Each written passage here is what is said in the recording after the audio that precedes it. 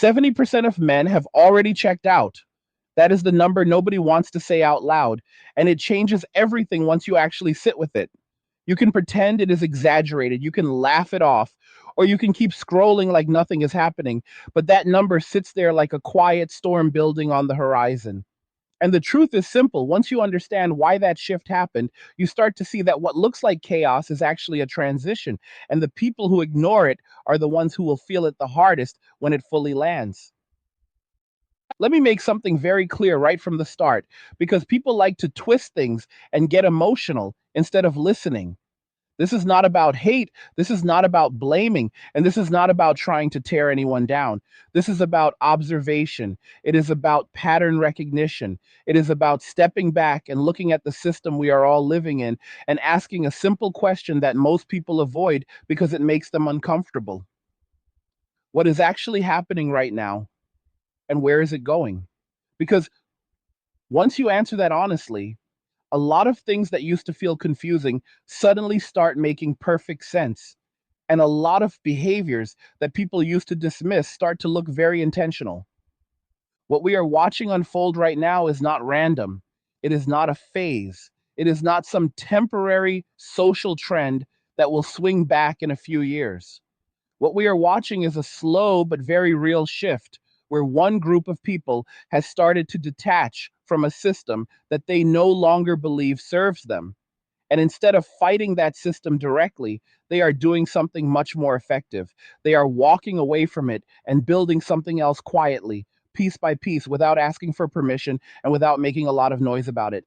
And that changes the entire game because systems only work when people continue to participate in them. Think about it like this.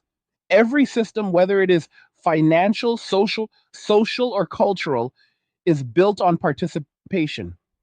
It only functions as long as people keep showing up, keep investing their time, their energy, and their resources into it. The moment a significant portion of those people start pulling back, even quietly, that system starts to weaken. Not immediately, not overnight, but gradually. It starts to lose its grip, it starts to show cracks. And eventually, if that withdrawal continues, it reaches a point where it can no longer sustain itself the way it used to. Now, here is the part that most people are not ready to hear. The people who are pulling back right now are not doing it out of anger alone. That is the surface level explanation that gets thrown around because it is easy and it sounds dramatic.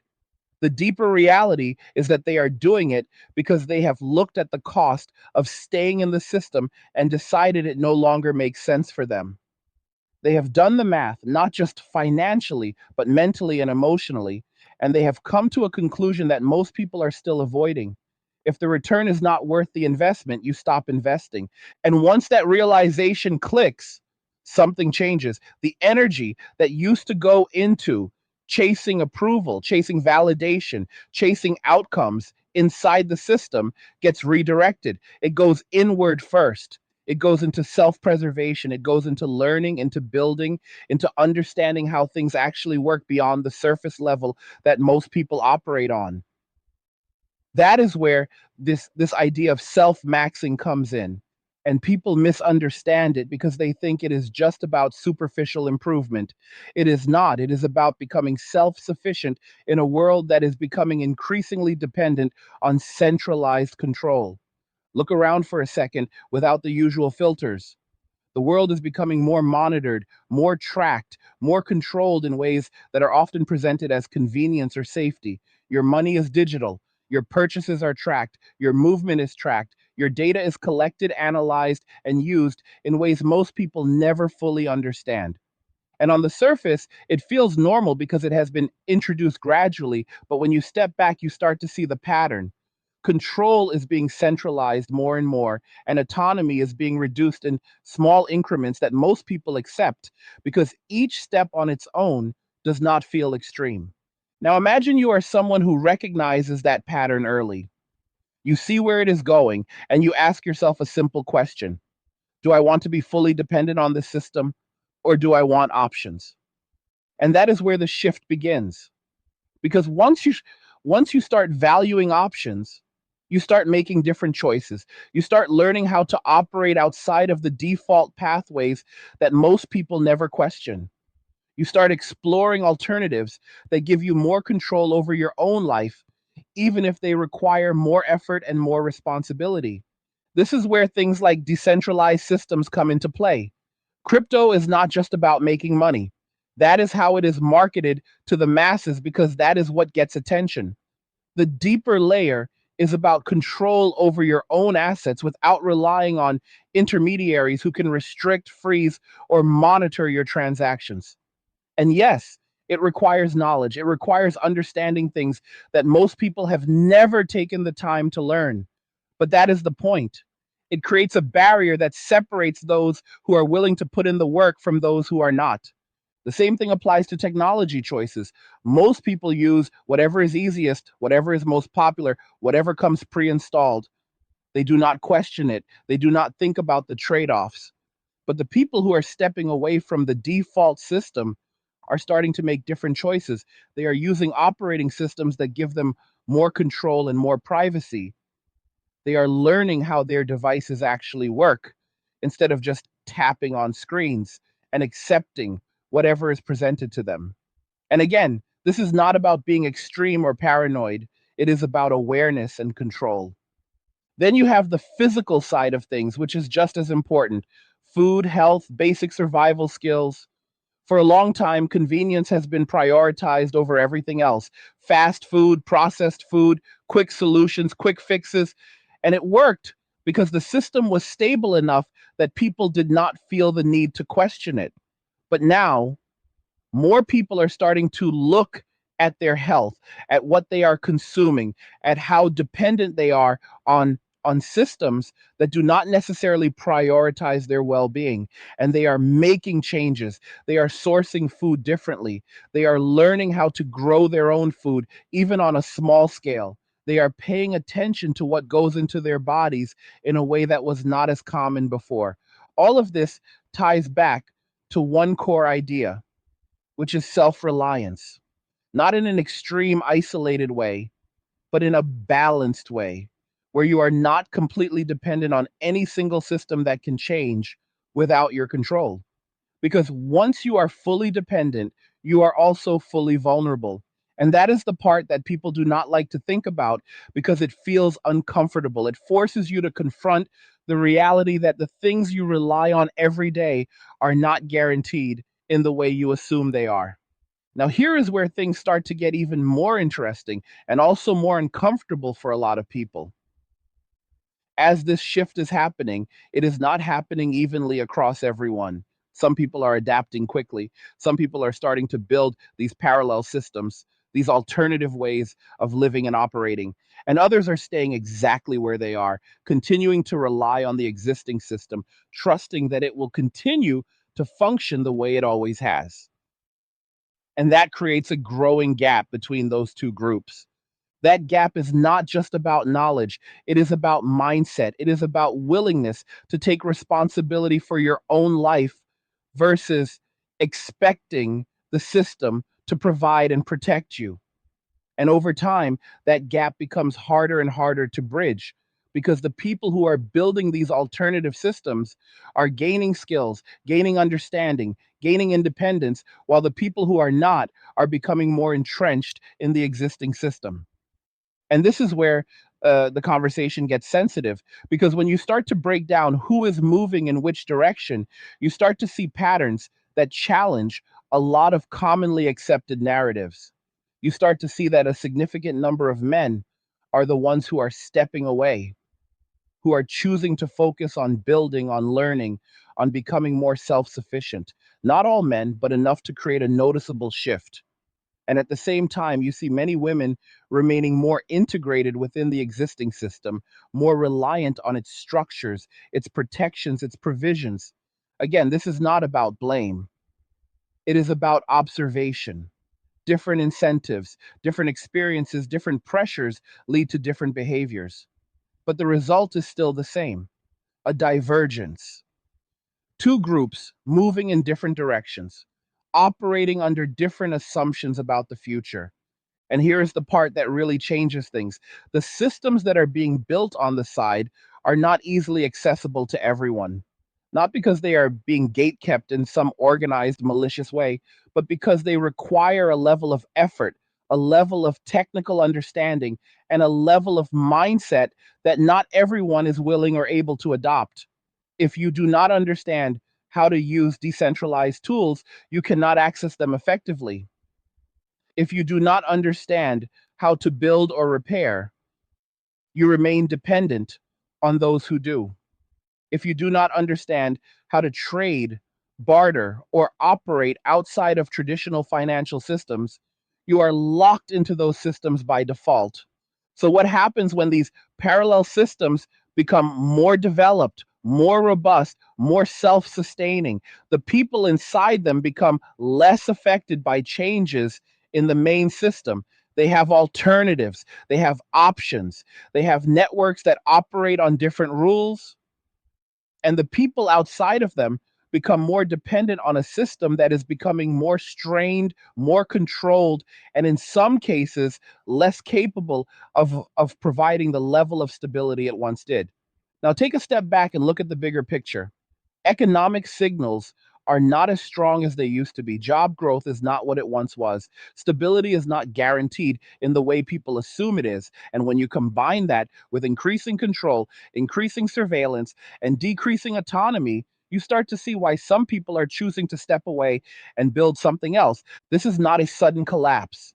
It is not a dramatic event that happens overnight. It is a slow shift, a gradual rebalancing. And those are the most dangerous kinds of changes because they are easy to ignore until they reach a point where they can no longer be ignored. Now, think about the social side of this: relationships, expectations, dynamics.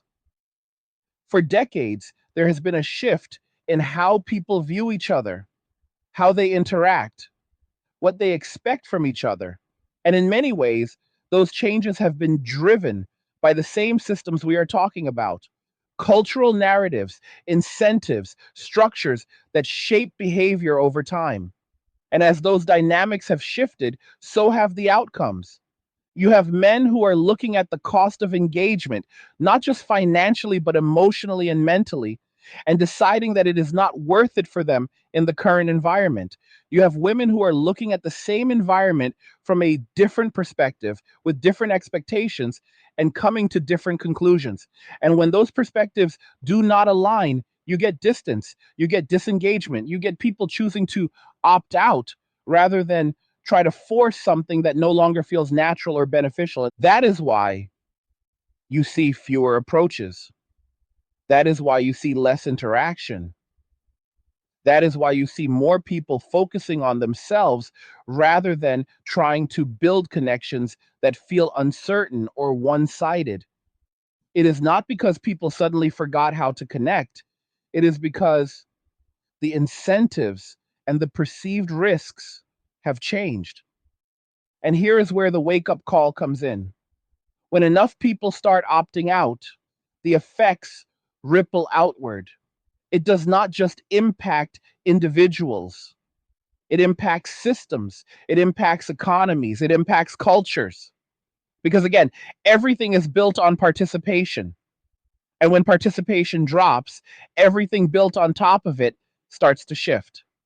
Now, there is a moment that a lot of people remember, whether they admit it or not. The question about whether you would rather encounter a man or a bear in the woods. It sounds like a simple, almost absurd question, but the responses to it revealed something deeper. They revealed a level of distrust, a level of fear, a level of perception that had been building over time. And when a large number of women publicly chose the bear, it sent a message, whether intended or not. And messages have consequences, not immediate dramatic consequences, but slow, subtle ones that build over time. People hear things, they internalize them, they adjust their behavior accordingly. And in this case, many men heard that message and made a decision.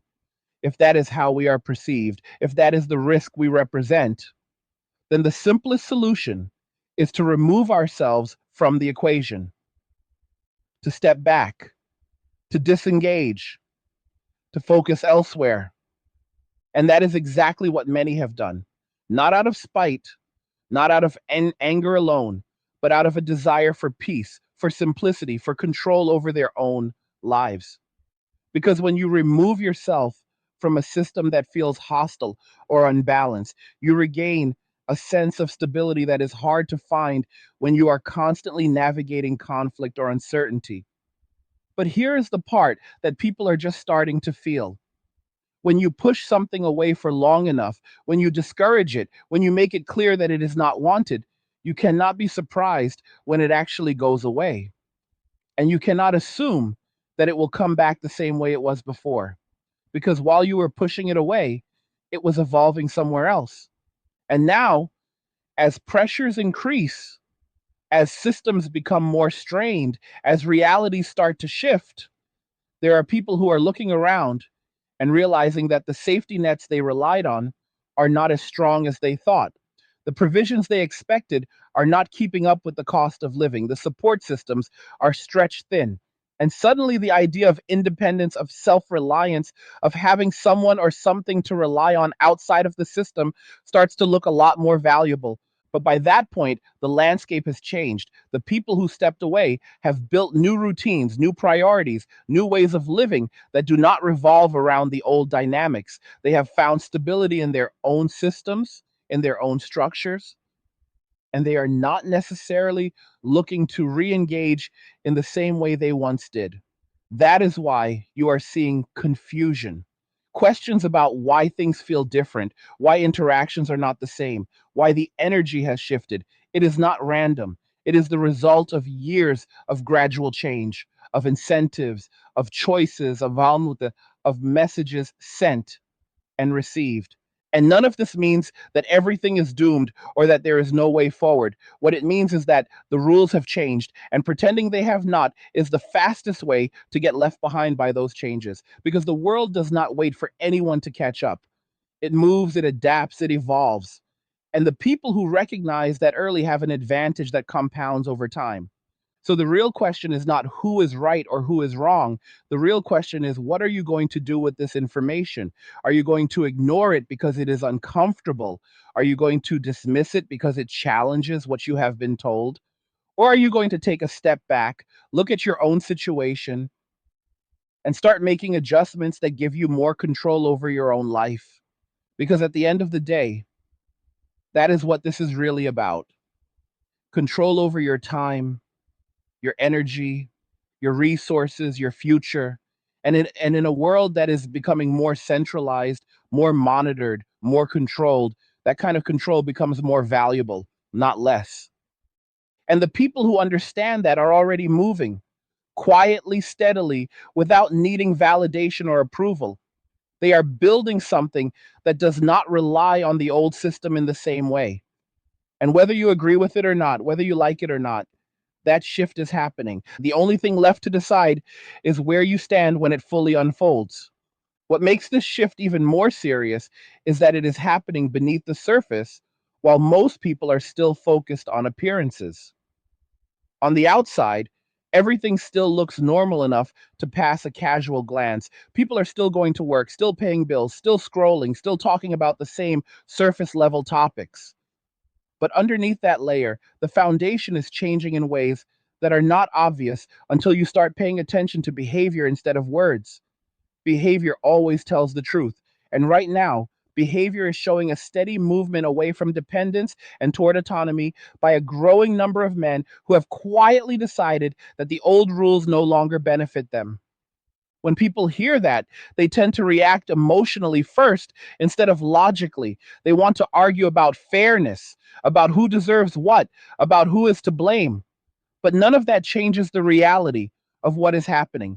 Systems do not run on feelings, they run on incentives. And when incentives change, behavior follows. If the cost of participating in a system becomes too high compared to the benefit, people will either try to change the system or they will leave it. What we are seeing now is not a loud rebellion. It is something more subtle and more effective. It is quiet withdrawal. And quiet withdrawal is dangerous for any system because it does not trigger immediate resistance. There is no clear enemy to fight, no obvious protest to shut down, no single event to point to and say that is where things went wrong. Instead, participation just slowly declines. Engagement. Hey guys, in a world pushing you to own nothing and be happy, crypto is your key to survival. Join Angry's Crypto Academy to master buying, selling, and trading crypto. Make huge profits and safeguard your wealth. Plus, discover the one crypto virtually no one is talking about, poised to create new millionaires in the upcoming bull run. The link is in the description of the video below. Go check it out now. Drops. Energy fades. And by the time the effects become visible, the cause has already been in motion for years. Take the financial layer as an example. For a long time, people trusted traditional systems because they felt stable. Banks, institutions, currencies, they felt permanent. But trust is not something that stays fixed. It changes based on experience. And when people start to question whether their money is truly under their control, whether their access can be restricted, whether their transactions can be monitored or limited, they begin to look for alternatives, not because they want to rebel, but because they want security. This is where decentralized options start to gain traction, not as a replacement overnight, but as a parallel. Something that exists alongside the traditional system, offering a different set of trade offs. More responsibility, more learning required, but also more control. And once people get comfortable with that level of control, it becomes very difficult to convince them to go back to a system where they have less of it. That same pattern repeats across multiple areas of life: technology, food, health, skills. It is all connected by the same underlying principle. If you rely entirely on external systems for everything, you are at the mercy of those systems. If you build even a small degree of independence, you create options. And options are what give you leverage in a changing world. Now, here is something that most people overlook. Building that independence is not easy. It is not supposed to be. It requires time, effort, and a willingness to be uncomfortable while you learn. You have to accept that you will not know everything at the start. You have to accept that you will make mistakes. You have to accept that convenience will decrease in the short term while capability increases in the long term. And that trade off is where a lot of people stop. They prefer immediate comfort over long term control. But the people who are moving in this direction have already accepted that trade off. They are willing to sacrifice convenience now to gain autonomy later. They are willing to spend time learning skills that most people consider unnecessary until they suddenly become necessary. They are willing to operate differently, even if it means standing apart from the majority. And that is where the separation begins to widen. Because once you start down that path, your perspective changes. You start to see the world differently. You start to notice dependencies that you did not see before. You start to question assumptions that you used to accept without thinking. And that shift in perspective makes it harder to relate to people who are still operating entirely within the old framework. This is not about intelligence, it is about priorities. It is about what you choose to focus on and what you choose to ignore. And right now, there is a clear difference in focus between those who are building alternative systems and those who are not. Now, let's address something directly because it sits at the center of this entire conversation: the idea that women cannot follow men into these new systems. That statement is going to trigger reactions, and that is expected. But instead of reacting, it is important to understand what is actually being said. This is not about inherent ability. It is about patterns of behavior and incentives. The systems being built on the side require a certain type of engagement. They require technical learning, hands on problem solving, a willingness to deal with complexity, and a long term mindset focused on independence. Historically and statistically, men are more likely to engage deeply with these types of activities, not exclusively, not universally, but in large enough numbers to create a noticeable trend. At the same time, many women have been incentivized to operate within existing systems that provide structure, support, and stability. Systems that handle complexity behind the scenes so that the user experience remains simple. Again, not universally, but in large enough numbers to create a pattern. So when you have one group moving toward complexity and independence, and another group remaining within systems that prioritize convenience and structure, you get divergence. Not because one group is incapable, but because they are moving in different directions based on different incentives. And once that divergence reaches a certain point, it becomes difficult to bridge because the skills, knowledge, and mindset required to operate in one environment do not automatically transfer to the other. If you have never learned how to manage your own systems, how to solve technical problems, how to operate without centralized support, the barrier to entry feels high. And most people will not cross that barrier unless they are forced to. This is why access becomes an issue, not in the sense of someone being deliberately excluded, but in the sense that participation requires a certain level of preparation. If you do not have that preparation, you remain outside by default. Now, combine that with social dynamics. If men are building these systems and networks among themselves based on shared interests and shared effort, those spaces naturally become male dominated, not because they are designed to exclude, but because participation is driven by who shows up and contributes. And once those spaces are established, they develop their own cultures, their own rules, their own ways of operating. Entering those spaces requires more than just interest. It requires alignment with the underlying values and the willingness to contribute at a meaningful level. So when people say that women are being locked out, what they are often observing is the result of this process. A system that was built by a specific group for a specific purpose, requiring a specific type of engagement. And if you do not meet those requirements, you are not part of that system. At the same time, the existing system continues to evolve in its own direction, increasing control, increasing surveillance, increasing reliance on centralized structures. And for those who remain within it, that becomes their reality. A reality where privacy is limited, where financial control is centralized, where access can be restricted, and where dependence is the default. Now, here is where the consequences start to become clear. If you are fully dependent on a system that becomes more restrictive over time, your options decrease. If you have built alternatives, your options increase.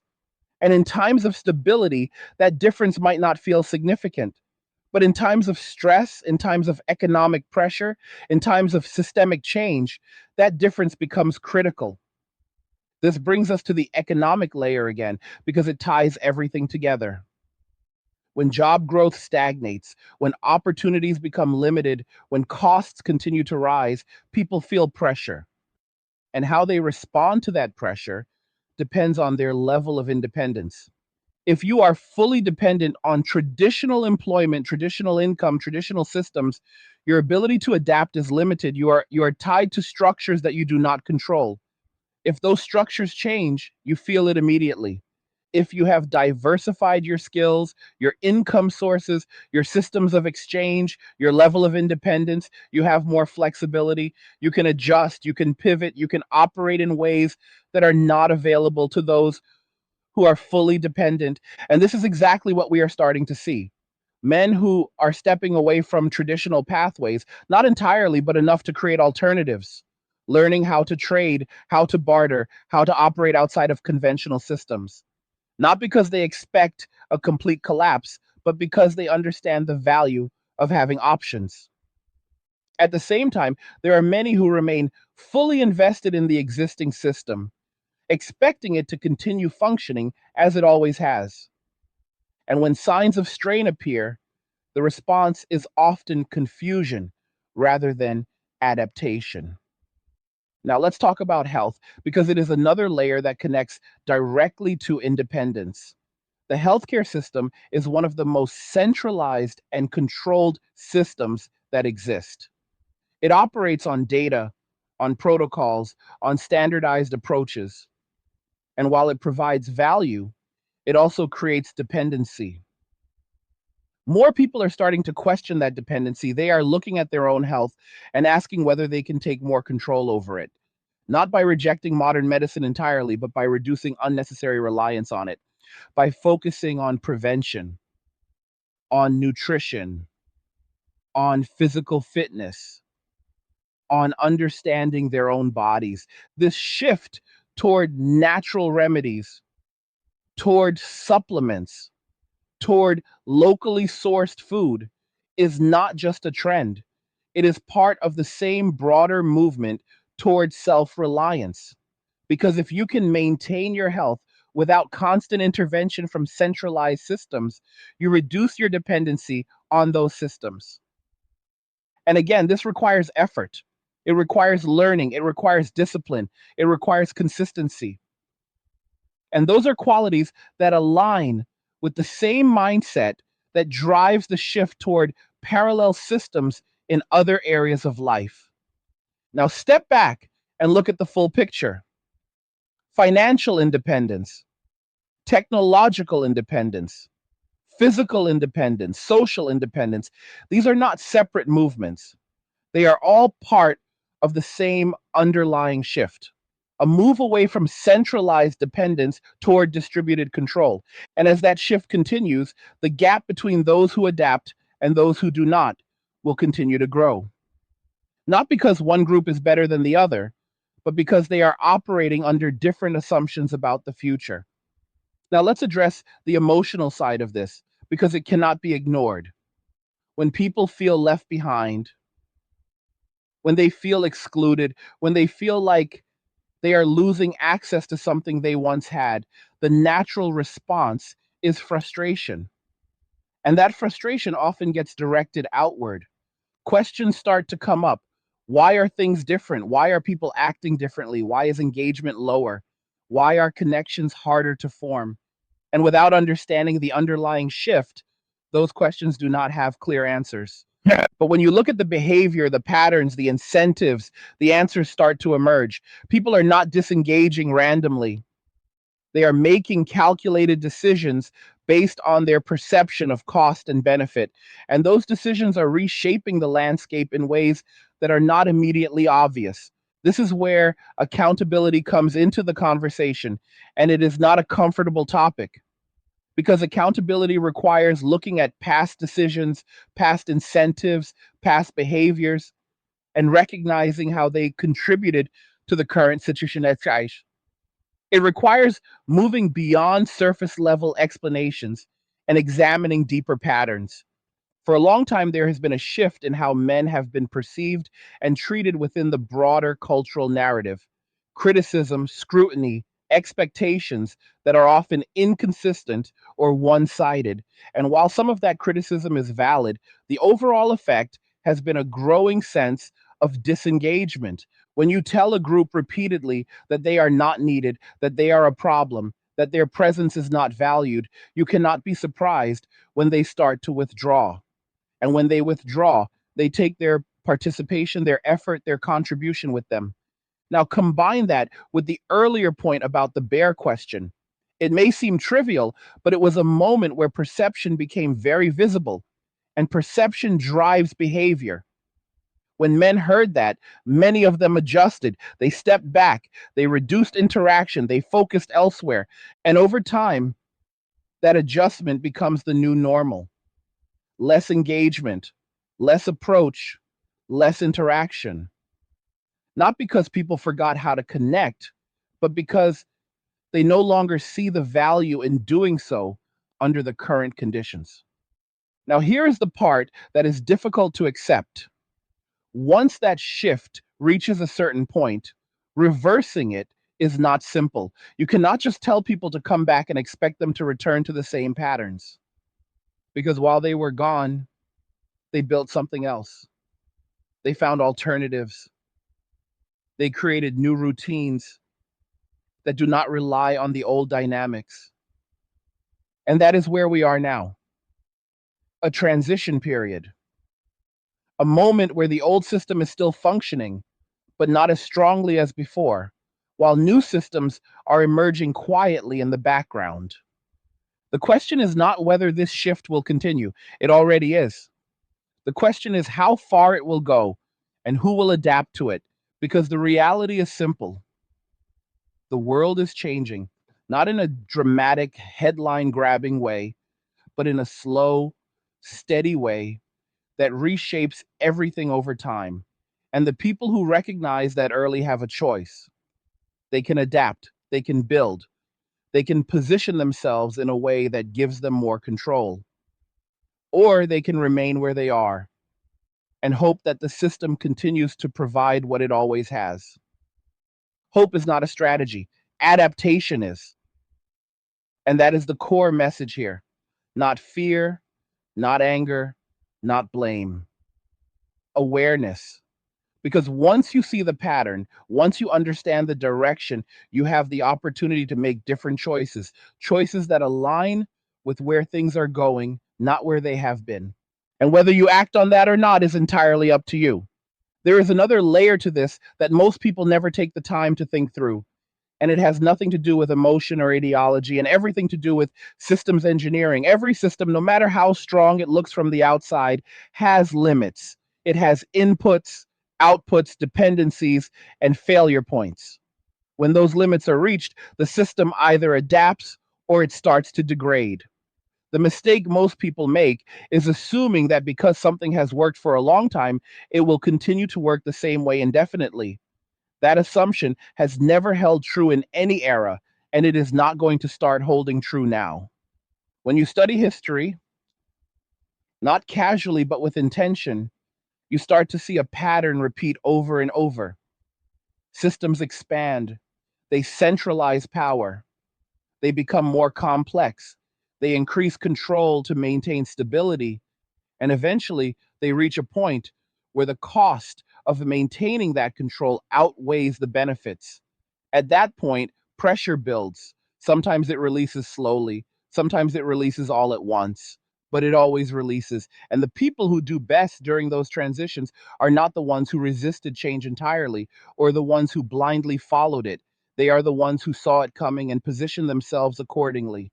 Right now, we are in that pressure building phase. It is not loud enough yet for most people to notice, but it is there. You can see it in economic data. You can see it in behavioral shifts. You can see it in the increasing emphasis on control and compliance. These are not random developments, they are responses to underlying strain within the system. And here is where the conversation becomes less comfortable and more practical. If you accept that strain is building, then you have to ask what happens when that strain reaches a breaking point or even just a significant shift. What happens to people who are fully dependent on the system for their income, their food, their mobility, their access to resources? What happens when those systems tighten? When access becomes more conditional? When costs rise faster than support? For a long time, the assumption has been that there will always be a safety net, that no matter what happens, there will be a structure in place to catch people.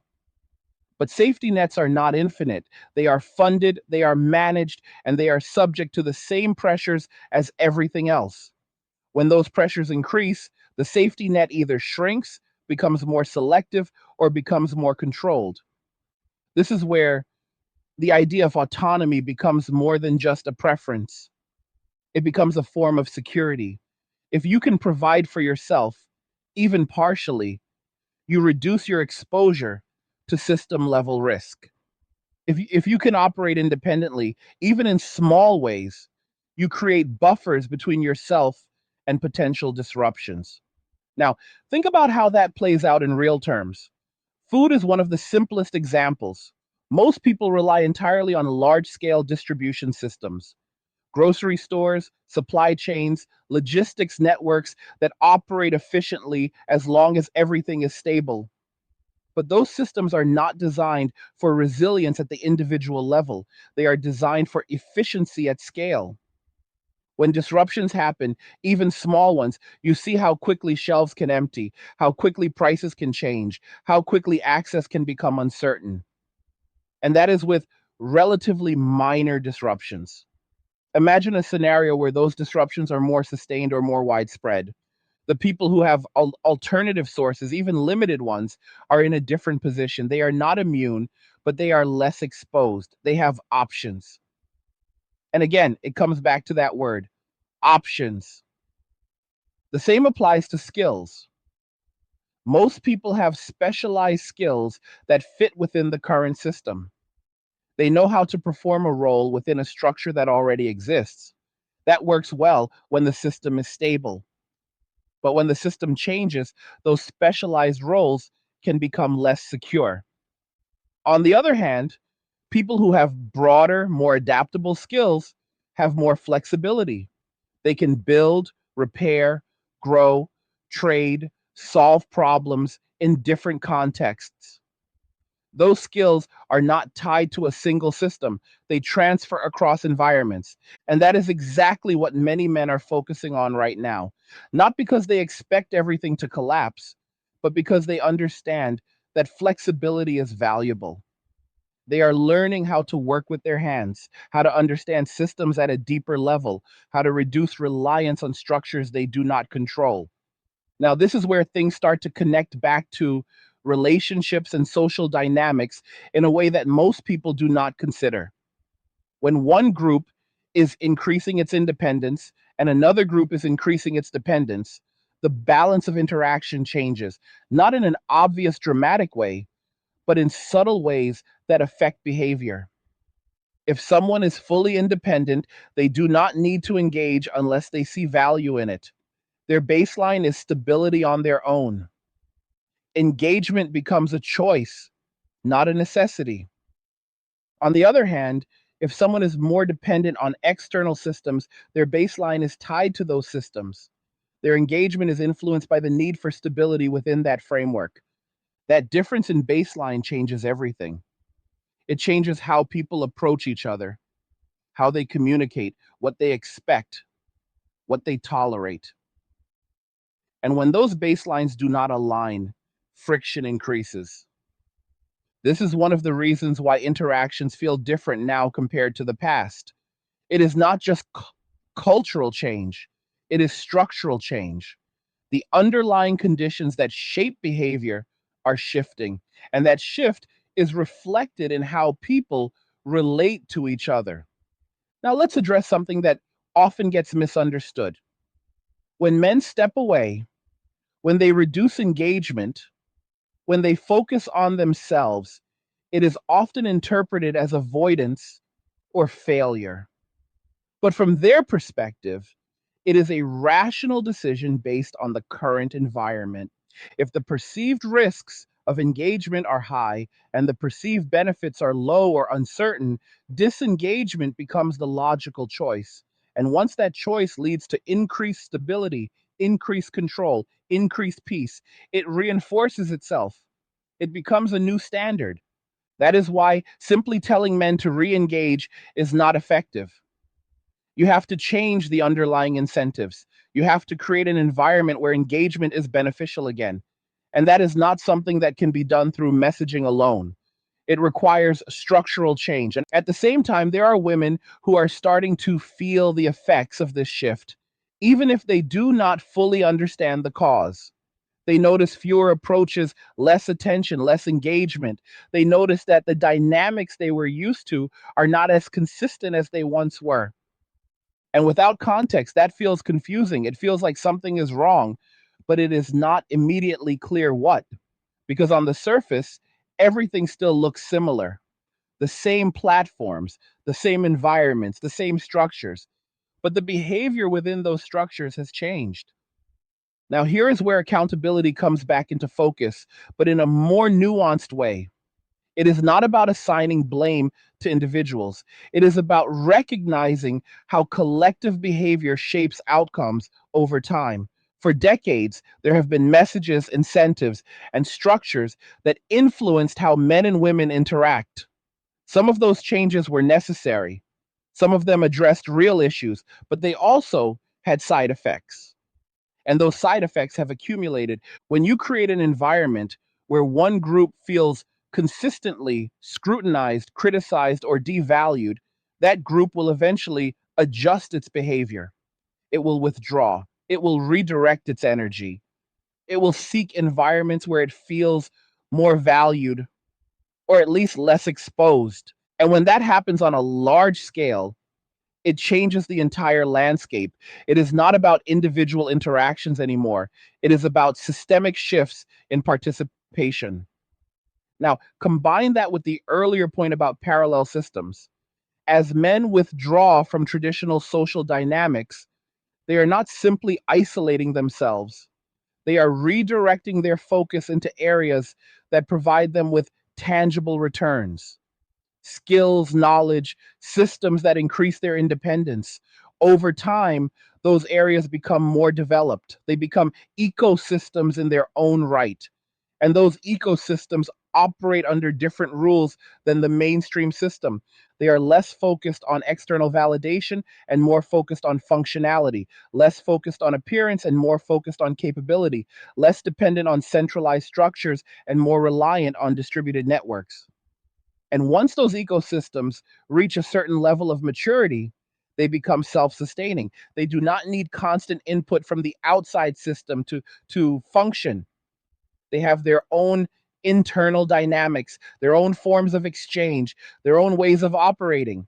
At that point, the separation becomes more pronounced. You have two parallel realities, one that is still tied to centralized systems with all the benefits and limitations that come with that, and another that is more decentralized, more independent, but also more demanding in terms of effort and responsibility. Now, let's talk about something that people rarely connect to this conversation, which is time horizon. Most people operate on short time horizons. They think in terms of weeks, months, maybe a year or two. They make decisions based on immediate outcomes. The people who are driving this shift are operating on longer time horizons. They are thinking in terms of years, sometimes decades. They are willing to invest time now for outcomes that may not fully materialize immediately. That difference in time horizon creates another layer of separation. Because when you are focused on the long term, you make different choices, you prioritize different things. You are less concerned with immediate comfort and more concerned with future stability. And that is exactly what we are seeing, a group of people making long term decisions that may not make sense to those who are focused on the short term. Now, here is where the wake up call becomes unavoidable. The longer this shift continues, the harder it becomes to reverse or even slow down because it is not dependent on a single factor. It is the result of multiple factors aligning in the same direction. Economic pressure, technological change, social dynamics, cultural narratives, they are all contributing to the same outcome: increased independence for some, increased dependence for others. And once those paths diverge far enough, they do not easily come back together. They become distinct trajectories. So, what does that mean in practical terms? It means that waiting is not a strategy. It means that assuming things will return to how they were is not realistic.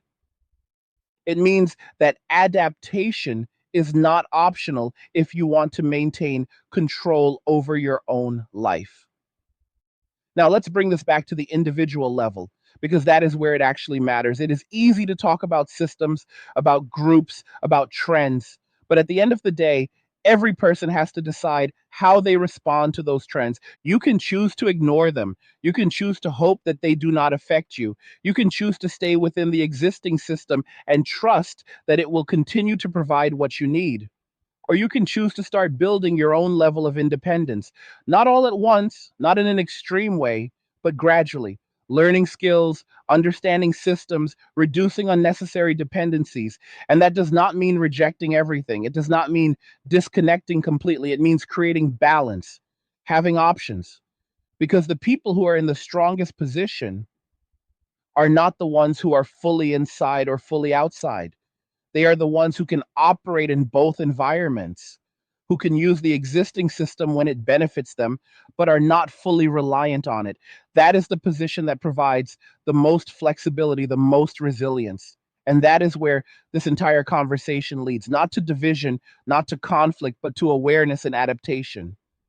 Because whether people like it or not, the shift is happening. The only question is how prepared you are for where it leads.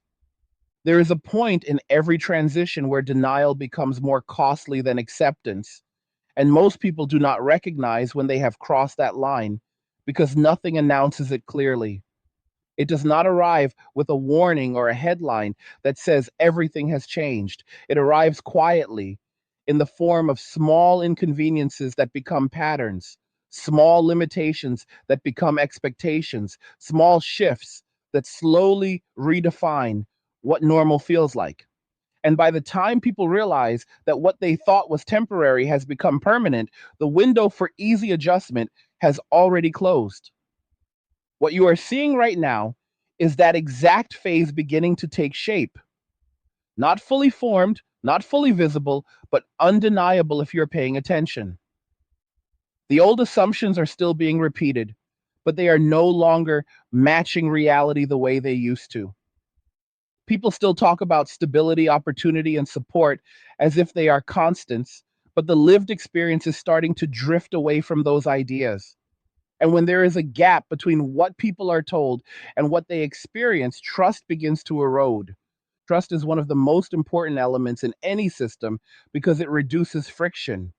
When people trust a system, they do not question it as much. They do not spend energy trying to verify every detail. They participate willingly. But when trust starts to weaken, everything becomes harder. People question more, they hesitate more, they look for alternatives, even if those alternatives are not perfect. And once that process starts, it rarely reverses quickly because rebuilding trust takes longer than losing it. It requires consistent proof over time, not just words or promises. And in the meantime, people adapt to the uncertainty by creating their own forms of stability. This is why the movement toward independence is not slowing down. It is not driven by a single event that can be reversed. It is driven by a gradual shift in perception that continues to reinforce itself. Every time someone experiences a limitation, a restriction, or a failure within the system, it adds to that perception. And every time they find a way to operate outside of it, even in a small way, it reinforces the idea that independence is possible. Now, consider what happens when enough people reach that conclusion at the same time. Not necessarily a majority, but a critical mass.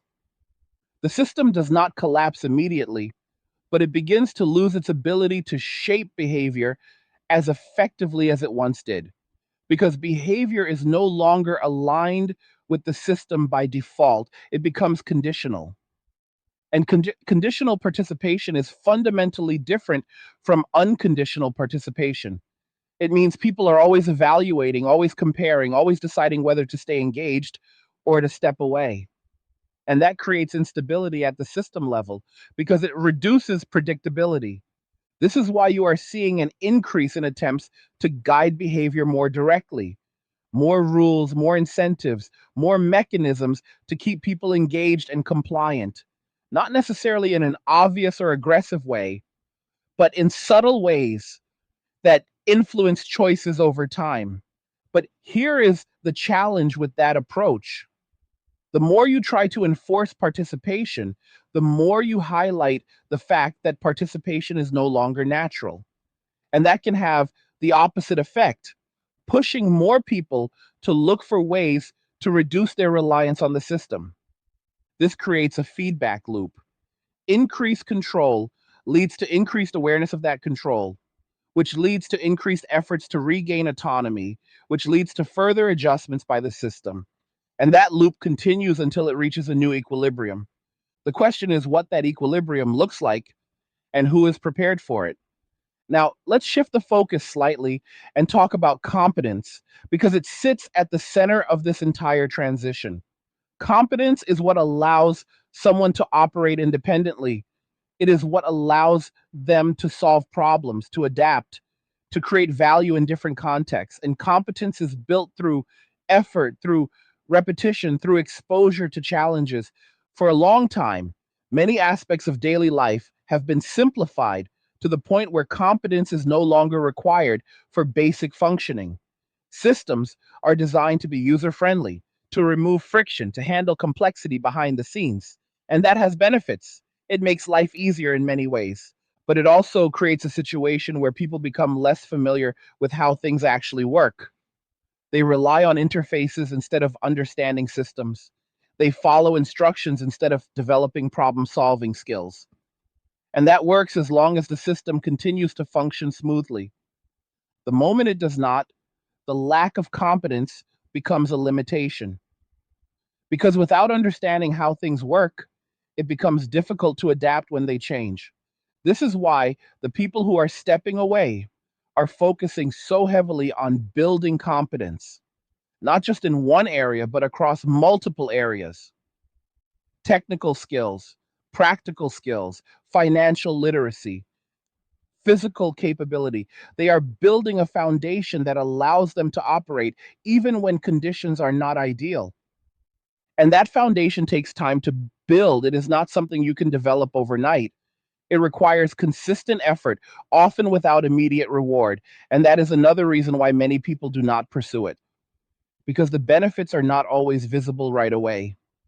But over time, those benefits compound. Small skills turn into larger capabilities.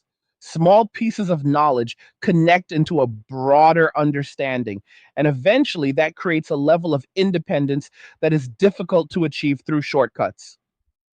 Now, consider how that ties back into the earlier discussion about access. When a system requires competence to participate, it naturally filters who can enter, not through exclusion, but through requirements. If you do not have the necessary skills or knowledge, you cannot engage effectively. This is one of the reasons why the emerging parallel systems feel inaccessible to some. They are not designed to be easy in the same way that mainstream systems are. They require effort. They require learning. They require a willingness to engage with complexity. And for those who are not prepared for that, the barrier feels high. It feels like something that is out of reach. But in reality, it is simply a reflection of the investment required to participate. Now, let's talk about energy, because it is another factor that influences behavior in ways that are often overlooked. Every person has a limited amount of energy to allocate: mental energy, physical energy, emotional energy. And how that energy is spent determines what they can build and maintain. When a significant portion of that energy is spent navigating complex social dynamics, managing expectations, dealing with uncertainty in interactions, there is less available for building competence and independence. And over time, that trade off becomes more noticeable. This is one of the reasons why many men are choosing to simplify their lives. Not because they want less, but because they want to redirect their energy toward things that provide more consistent returns: skills, health, systems that they can control. And once they experience the benefits of that shift, the clarity, the stability, the sense of progress, it reinforces the decision. It becomes a new baseline. But now, from the outside, that can be misinterpreted.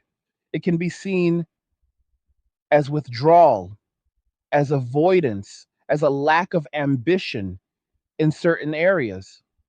But from the inside, it is the opposite. It is a focused reallocation of energy toward areas that provide more control and more predictability.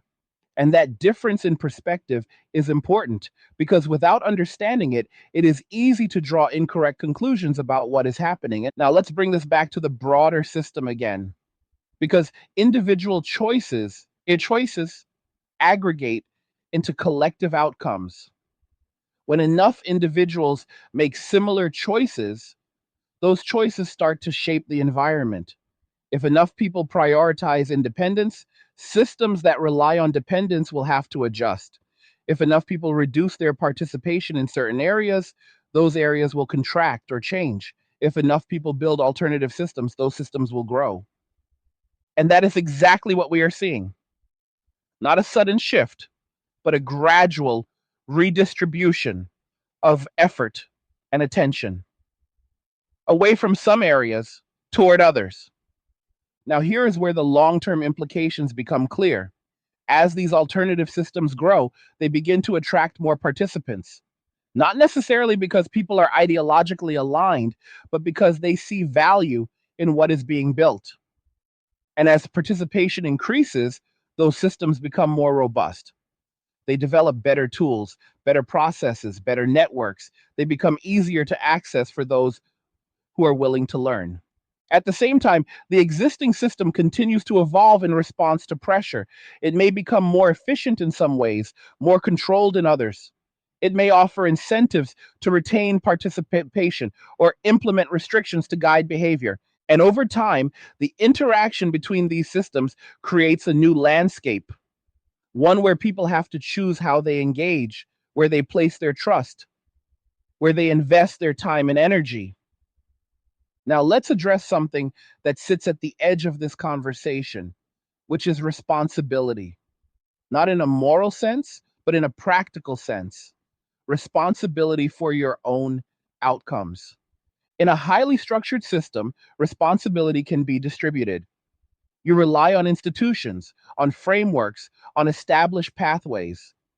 And when something goes wrong, there are often mechanisms to address it. In a more independent system, responsibility shifts back to the individual.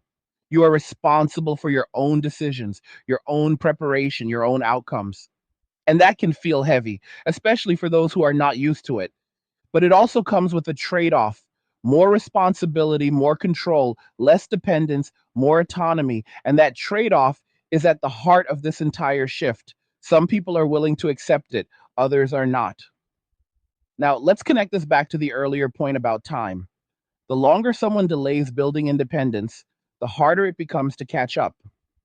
Not because it is impossible, but because the gap continues to widen as others continue to build. Skills take time to develop. Understanding takes time to build. Systems take time to create.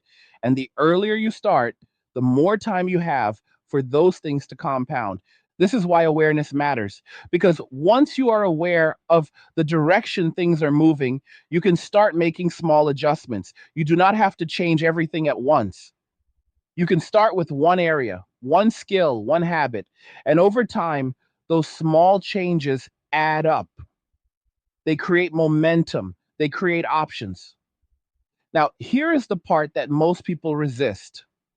Change requires letting go of some level of comfort.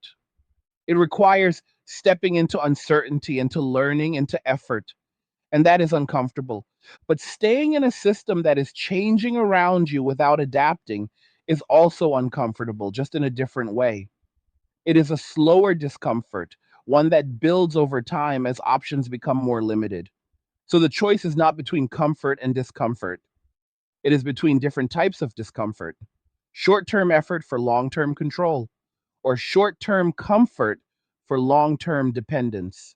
And that is the decision that sits in front of everyone right now, whether they recognize it or not. Because the shift is already happening. The only variable is how each person responds to it. There is a deeper structural shift happening beneath everything we have already talked about, and it revolves around how value is created and recognized in a changing world. For a long time, value was tied to participation within established systems, meaning you followed a defined path, contributed in a specific way, and received predictable outcomes in return. That model worked because the system itself was stable enough to support it, and because the pathways to success were relatively clear. You went to school, you entered the workforce, you advanced over time, and you built a life within that framework. But what is happening now is that those pathways are becoming less reliable, less linear, and in some cases, less rewarding relative to the effort required. And when that happens, people begin to question whether the traditional definition of value still applies in the same way. What many men have started to recognize is that value can be created outside of those predefined systems. And more importantly, that value created independently can often be more resilient because it is not tied to a single structure that can change without their control. This realization shifts how they approach everything from work to relationships to personal development. Instead of asking how they can fit into the system, they start asking how they can build something that exists alongside or even outside of it. That could be as simple as developing a skill that allows them to generate income independently, or as complex as building entire networks of exchange that operate without relying on centralized institutions. The key point is that the source of value is no longer external validation or approval from the system, but internal capability and the ability to produce results in different environments. This shift in how value is defined creates a fundamental difference in how people view their own lives and their place in the world. If your value is tied to the system, then your sense of stability is also tied to that system. When the system is stable, you feel secure. When it is not, you feel uncertain. But if your value is tied to your own capabilities, your own skills, your own ability to adapt, then your sense of stability becomes more internal. It is not completely independent of external conditions, but it is less vulnerable to them. And that difference in perception changes how people make decisions, how they plan for the future, and how they respond to challenges. Now, when you look at how this plays out across different groups, you begin to see why the divergence we have been discussing continues to widen. Those who are actively building their own value systems are becoming more self-directed. They are less reliant on external validation, less concerned with fitting into predefined roles, and more focused on outcomes that they can control. This leads to a mindset that prioritizes efficiency, practicality, and long term sustainability over short term approval or comfort. On the other hand, those who remain within the traditional framework often continue to prioritize alignment with the system because that is where their value is recognized and rewarded. And again, this is not about one approach being universally right or wrong. It is about understanding that these different approaches lead to different outcomes over time. One of the most important consequences of this divergence is how it affects decision making under pressure. When conditions are stable, both approaches can function reasonably well. But when conditions become unstable, the differences become more pronounced. Those who are accustomed to operating independently tend to respond by adjusting their strategies, leveraging their skills, and finding alternative solutions. Those who are more dependent on the system may find it more difficult to adapt because their options are constrained by the structures they rely on. This is not a judgment, it is a reflection of how systems shape behavior over time. Another factor that contributes to this shift is the increasing complexity of the modern world. As systems become more advanced, they also become more difficult to fully understand. This creates a situation where most people interact with systems at a surface level without fully grasping how they operate beneath that surface. While this allows for convenience, it also creates a dependency on those who do understand the underlying mechanisms. The individuals who take the time to learn how these systems work gain a significant advantage because they are able to navigate them more effectively and, in some cases, modify or replace them with alternatives that better suit their needs. This is where the focus on technical knowledge, problem solving, and hands on capability becomes particularly important. These are not just skills in isolation, they are tools that allow individuals to interact with complex systems in a more meaningful way. Whether it is understanding how to secure digital assets, how to build and maintain physical infrastructure, or how to manage resources efficiently, These capabilities provide a level of control that is not available to those who rely entirely on prepackaged solutions. And as more men invest in developing these capabilities, they are effectively building a foundation that supports their independence across multiple areas of life. At the same time, it is important to recognize that this path is not without its challenges. Building independence requires a level of discipline and consistency that many people are not used to maintaining. It requires a willingness to delay gratification, to invest effort without immediate reward, and to accept responsibility for outcomes that cannot be outsourced.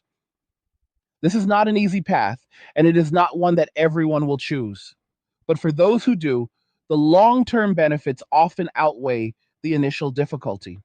Now, let's look at how this connects to the broader social environment because the implications go beyond individual outcomes. As more men adopt this approach, they are not only changing their own lives, they are also influencing the environments they participate in. They bring different expectations, different priorities, and different standards to those environments. Over time, this can lead to the creation of new norms that reflect those values, further reinforcing the shift away from traditional systems. This is particularly evident in communities that form around shared interests in independence, self improvement, and technical capability. These communities often operate with a focus on practical outcomes rather than abstract discussions. They value contribution over appearance, results over promises, and competence over status.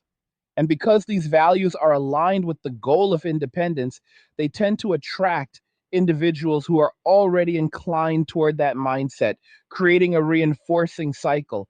On the other side, environments that remain closely tied to the traditional system continue to operate under a different set of norms.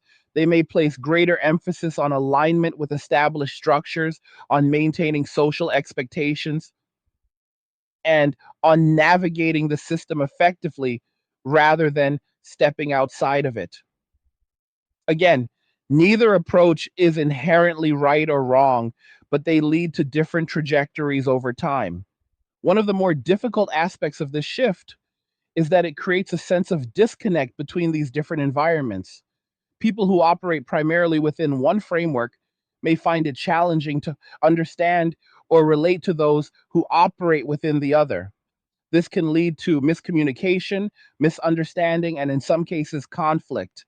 But at its core, this disconnect is simply a reflection of different priorities and different approaches to navigating a changing world. Now, let's address the idea of long term sustainability because it is central to everything we have been discussing. The goal of building independence is not to escape all systems entirely, which is neither practical nor necessary. The goal is to create a balance where you are not overly reliant on any single system that can change without your input. This means having multiple layers of support, multiple ways of generating value, and multiple options for adapting to different conditions. For example, someone who has a primary source of income within the traditional system, but also has the skills to generate income independently, is in a stronger position than someone who relies solely on one or the other. Similarly, someone who has access to centralized resources, but also has the ability to source or produce their own essentials, is less vulnerable to disruptions. This layered approach to independence allows for flexibility and resilience, which are critical in a world that is becoming increasingly unpredictable. As this mindset continues to spread, it has the potential to reshape not only individual behavior, but also the structure of the systems themselves. Systems that are able to adapt to this shift by offering more flexibility, more transparency, and more control to participants may continue to thrive. Those that rely heavily on centralized control and limited autonomy may face increasing resistance as more people seek alternatives. This brings us to an important realization that often gets overlooked.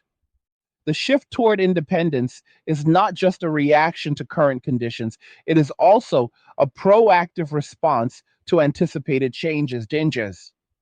People are not only responding to what they see now, They are preparing for what they expect to see in the future. And while no one can predict the future with complete accuracy, patterns can provide strong indications of direction. When you combine economic trends, technological developments, and social dynamics, a picture begins to emerge of a world that is more complex, more interconnected, and in many ways more uncertain than the one that came before. In that kind of environment, the ability to adapt becomes more important than the ability to follow a fixed path. And adaptation requires a different set of skills and a different mindset than what has been emphasized in the past. This is why the concept of self maxing, when understood correctly, is not about superficial improvement or short term gains. It is about building a comprehensive set of capabilities that allow you to navigate a changing world with confidence. It is about strengthening your physical health so that you are less dependent on external systems, improving your mental resilience so that you can handle uncertainty, developing your skills so that you can create value in different contexts, and managing your resources in a way that supports long term stability. When viewed through this lens, the actions that many men are taking begin to make more sense. They are not random or disconnected, they are part of a broader strategy to increase autonomy and reduce vulnerability. And as more people adopt this strategy, it creates a collective shift that reinforces itself over time. At the same time, it is important to acknowledge that not everyone will choose this path, and that is part of what creates the divergence we have been discussing. Some people will continue to rely on traditional systems, either because they prefer the structure and convenience they provide, or because they do not see a compelling reason to change. Others will move further toward independence, driven by a desire for control and adaptability. And many will fall somewhere in between, adopting elements of both approaches. The key takeaway is not that one path will completely replace the other, but that the balance between them is changing. Independence is becoming more valued, more accessible, and more necessary for those who want to maintain control over their lives. And as that value continues to increase, it will influence how people make decisions, how they allocate their time and energy, and how they define success. Ultimately, what we are witnessing is a transition from a system that emphasized participation and compliance to one that increasingly rewards adaptability and self direction. This does not happen overnight, and it does not happen uniformly across all areas of life, but it is happening, and the effects are becoming more visible with each passing year. The question that remains is how individuals choose to respond to this transition, whether they continue to operate within the existing framework, begin to build their own systems, or find a balance between the two. Their choices will determine how they experience the changes that are already in motion. And in a world where certainty is becoming less common, the ability to navigate that uncertainty with confidence may be one of the most valuable assets anyone can develop. There is another angle to this shift that most people never stop to examine, and that is how identity itself is being reshaped in response to changing conditions. For a long time, identity was largely constructed around roles that were defined and reinforced by the system. Your job, your status, your relationships, your place within a social structure all contributed to how you saw yourself and how others saw you. That framework created a sense of stability because it provided clear markers of progress and belonging.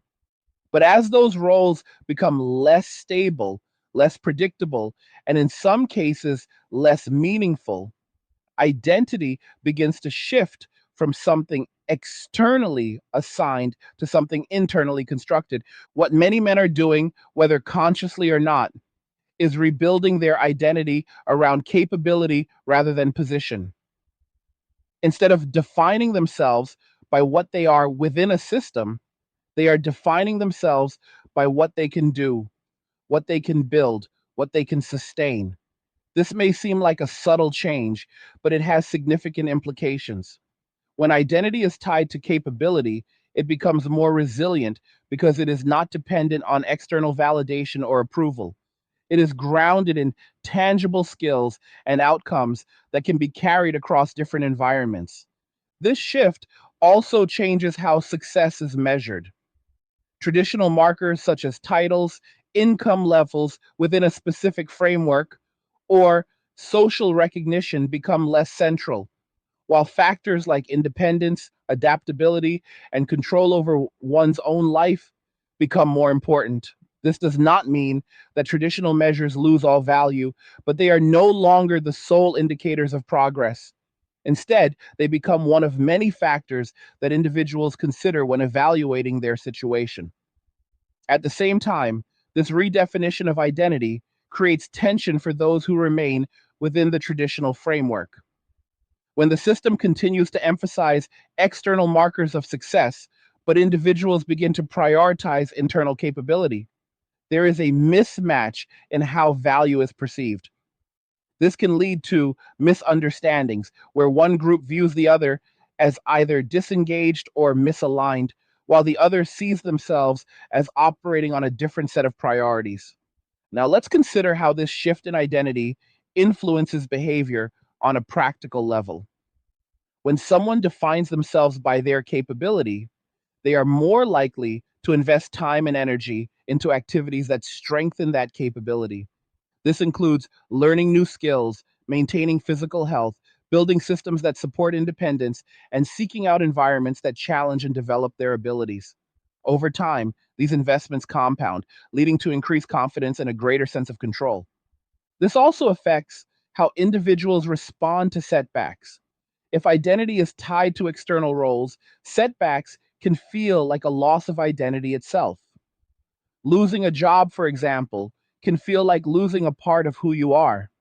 But if identity is tied to capability, setbacks are more likely to be viewed as challenges to be addressed rather than existential threats.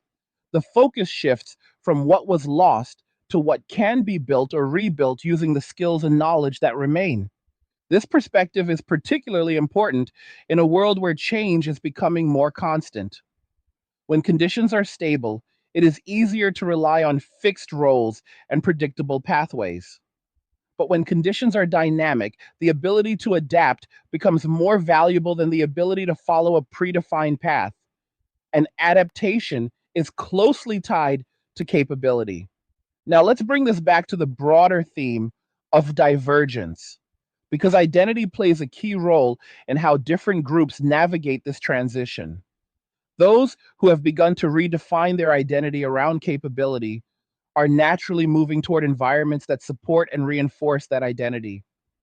These environments often prioritize skill development, practical knowledge, and tangible outcomes. They are less concerned with external validation and more focused on functionality. On the other hand, those who remain within the traditional framework continue to operate within environments that emphasize roles, status, and alignment with established structures. These environments provide stability and predictability, but they also rely on the continued strength of the system that supports them. As these two approaches continue to develop, the gap between them becomes more pronounced. Not because one group is intentionally separating from the other, but because they are optimizing for different outcomes. One is optimizing for independence and adaptability, while the other is optimizing for stability and integration within existing systems. This brings us to an important point about perception. From the outside, the actions of those who are building independence can appear extreme or unnecessary, especially when viewed through the lens of a stable system. Why invest so much effort into learning skills that may not be immediately needed? Why reduce reliance on systems that are still functioning? Why prioritize long term resilience over short term convenience? But from the inside, the logic is clear. It is not about reacting to the present alone, it is about preparing for a range of possible futures. It is about reducing uncertainty by increasing capability. And once that perspective is adopted, the actions that follow are consistent with that goal. Now, let's examine how this shift interacts with the concept of trust, because trust is deeply connected to both identity and behavior. In a system where trust is high, people are more willing to rely on external structures because they believe those structures will continue to function as expected. But when trust begins to decline, even slightly, it changes how people allocate their reliance. Instead of placing full trust in external systems, they begin to distribute that trust across multiple sources, including their own capabilities. This does not mean they completely abandon external systems, but they no longer depend on them exclusively. They create redundancy in their approach, ensuring that they have alternatives if one system fails or becomes less reliable. This distributed trust model is a key component of the shift toward independence. It allows individuals to benefit from existing systems while also protecting themselves from potential disruptions. And as more people adopt this approach, it changes the overall dynamic of how systems are used and relied upon. Now, let's talk about time investment, because it is one of the most critical factors in determining how this transition unfolds for individuals. Building independence requires a significant investment of time, and that time must be taken from somewhere. This often means reducing time spent on activities that do not contribute to long term capability. For many men, this has led to a reevaluation of how they spend their time.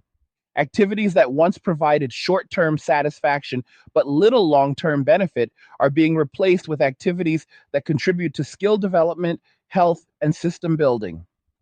This is not about eliminating all forms of leisure, but about prioritizing activities that align with their long term goals. This shift in time allocation has a cascading effect. As more time is invested in building capability, progress accelerates. As progress accelerates, motivation increases. And as motivation increases, the cycle continues. Over time, this creates a compounding effect that significantly enhances independence. At the same time, this reallocation of time can create distance in social dynamics. When one group is investing heavily in long term development and another is not, their daily routines, priorities, and interests begin to diverge. This can make it more difficult to maintain alignment in interactions, leading to reduced engagement. Now, let's address the role of environment, because environment plays a significant role in shaping behavior. People tend to adapt to the environments they are in, adopting the norms and expectations of those environments. When someone enters an environment that prioritizes independence, they are more likely to adopt behaviors that support that priority. Conversely, when someone remains in an environment that prioritizes stability within existing systems, they are more likely to reinforce those behaviors. This is why the formation of new communities and networks is so important in this transition. These communities provide support, knowledge sharing, and reinforcement for the behaviors that lead to independence. They create an ecosystem where the necessary skills and mindsets can develop more effectively. At the same time, these environments can feel unfamiliar or even inaccessible to those who are not already aligned with their values. This is not due to intentional exclusion, but rather the natural result of shared focus and priorities. Entering such an environment requires a willingness to adapt, to learn, and to contribute in ways that align with its goals. Now, let's consider how this shift impacts long term outcomes, because that is where the true significance lies. Over time, the accumulation of skills, knowledge, and systems leads to a level of independence that provides greater control over life circumstances. This does not eliminate challenges, but it changes how those challenges are approached and managed. For those who remain fully dependent on traditional systems, long term outcomes are more closely tied to the performance of those systems. When the system performs well, outcomes are positive. When it does not, outcomes are more uncertain. This creates a level of vulnerability that becomes more apparent as conditions change. As the divergence between these approaches continues, the difference in outcomes is likely to become more noticeable, not immediately, but gradually as the effects of compounding effort and compounding dependence play out over time. This leads to an important realization about choice. While external conditions influence behavior, individuals still have agency in how they respond. They can choose to invest in building capability, to diversify their sources of value, and to reduce unnecessary dependencies. Or they can choose to remain within the existing framework and rely on its continued stability. Neither choice is without consequences, and neither guarantees a specific outcome. But the key difference lies in the level of control each approach provides. Building independence increases control, while reliance on external systems places more control outside of the individual. Now, let's bring this back to the present moment because it is easy to get lost in abstract concepts without connecting them to immediate action. The transition we are discussing is already underway, and its effects are already being felt, even if they are not always recognized. The question is not whether this shift will continue, but how individuals will position themselves within it.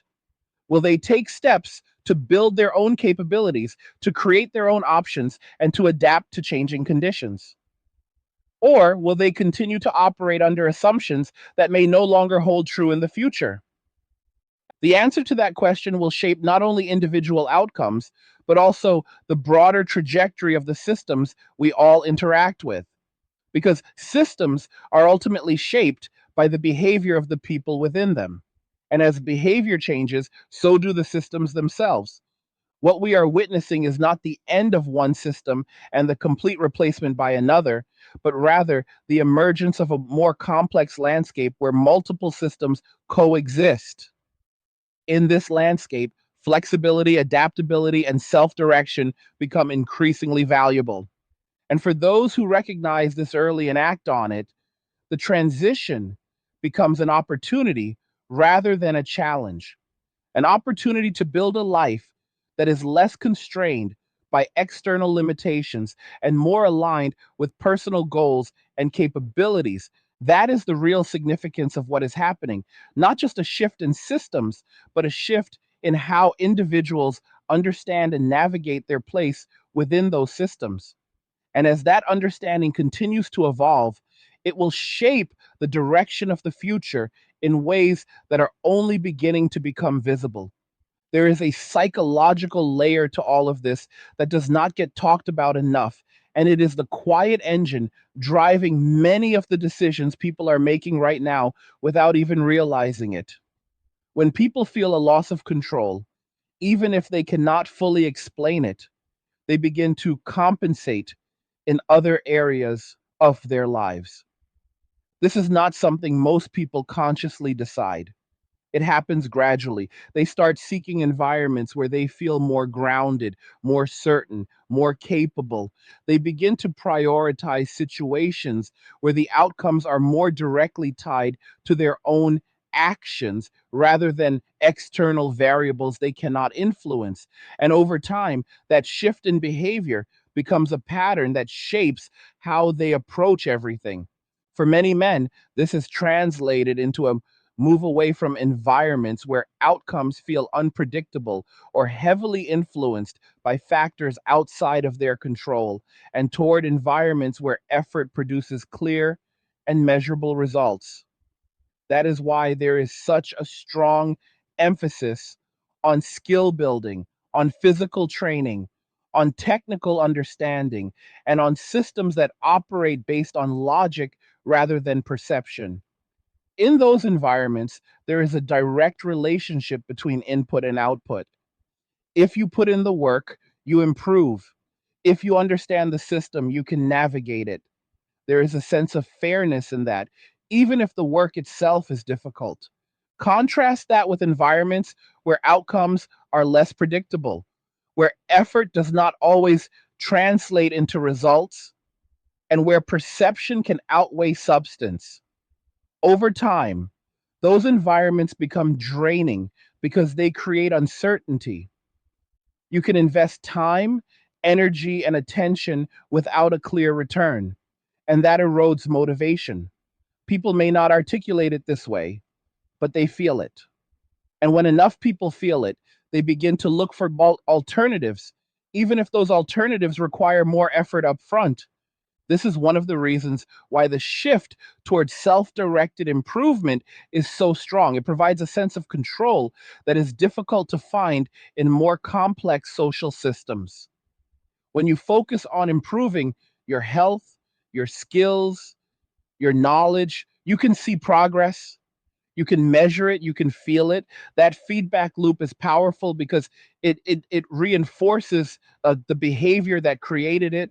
And once someone experiences that level of control and clarity, it becomes very difficult to go back to environments where those elements are absent. Now, consider how this plays out over time. As more men invest in these areas, they build a foundation that supports not only their independence, but also their confidence. Not the kind of confidence that comes from external validation, but the kind that comes from knowing what you are capable of handling. That type of confidence changes how people move through the world. It changes how they make decisions, how they set boundaries, how they evaluate opportunities. And that is where the shift becomes more visible. Because when people start operating from that place of internal stability, they become less reactive to external pressures. They are less likely to engage in situations that do not align with their priorities. They are more selective with their time and energy. And from the outside, that can look like disengagement or indifference. But from the inside, it is a deliberate choice to focus on what provides the most value. This is also why attempts to re engage men through traditional incentives are becoming less effective. Those incentives were designed for a different environment, one where participation in the system was the primary path to stability and success. But when individuals have built alternative paths that provide similar or even greater levels of stability, the appeal of those traditional incentives decreases. Now, let's look at the concept of risk because it is closely tied to everything we have discussed so far. Every decision involves some level of risk, and how people perceive that risk influences their behavior. In a stable system, the perceived risk of participation is relatively low. The rules are clear, the outcomes are predictable, and the consequences of failure are manageable. But as the system becomes more complex and less predictable, the perceived risk increases. This is especially true in areas where the rules are not clearly defined or where the consequences of failure are significant. When that happens, people begin to reassess whether the potential benefits of participation outweigh the risks. For many men, that reassessment has led to a reduction in engagement in areas where the risk is perceived to be high and the return is uncertain. Instead, they are focusing on areas where the risk is more manageable and the return is more directly tied to their effort. This is not about avoiding risk entirely, but about choosing where to take it. And over time, this selective approach to risk leads to a more stable overall position. By minimizing exposure to high risk, low return situations and maximizing investment in low risk, high return activities, individuals create a more balanced and sustainable approach to growth. Now, let's connect this to the broader economic environment because risk and reward are fundamental components of any economic system. When the economy is strong and opportunities are abundant, people are more willing to take risks because the potential rewards justify them. But when opportunities become limited and the cost of failure increases, people become more cautious. This is exactly what we are seeing now. As economic conditions become more uncertain, people are adjusting their behavior accordingly. They are becoming more strategic with their decisions, more focused on preserving what they have, and more selective about where they invest their time and resources. For men who are already moving toward independence, this shift reinforces their approach.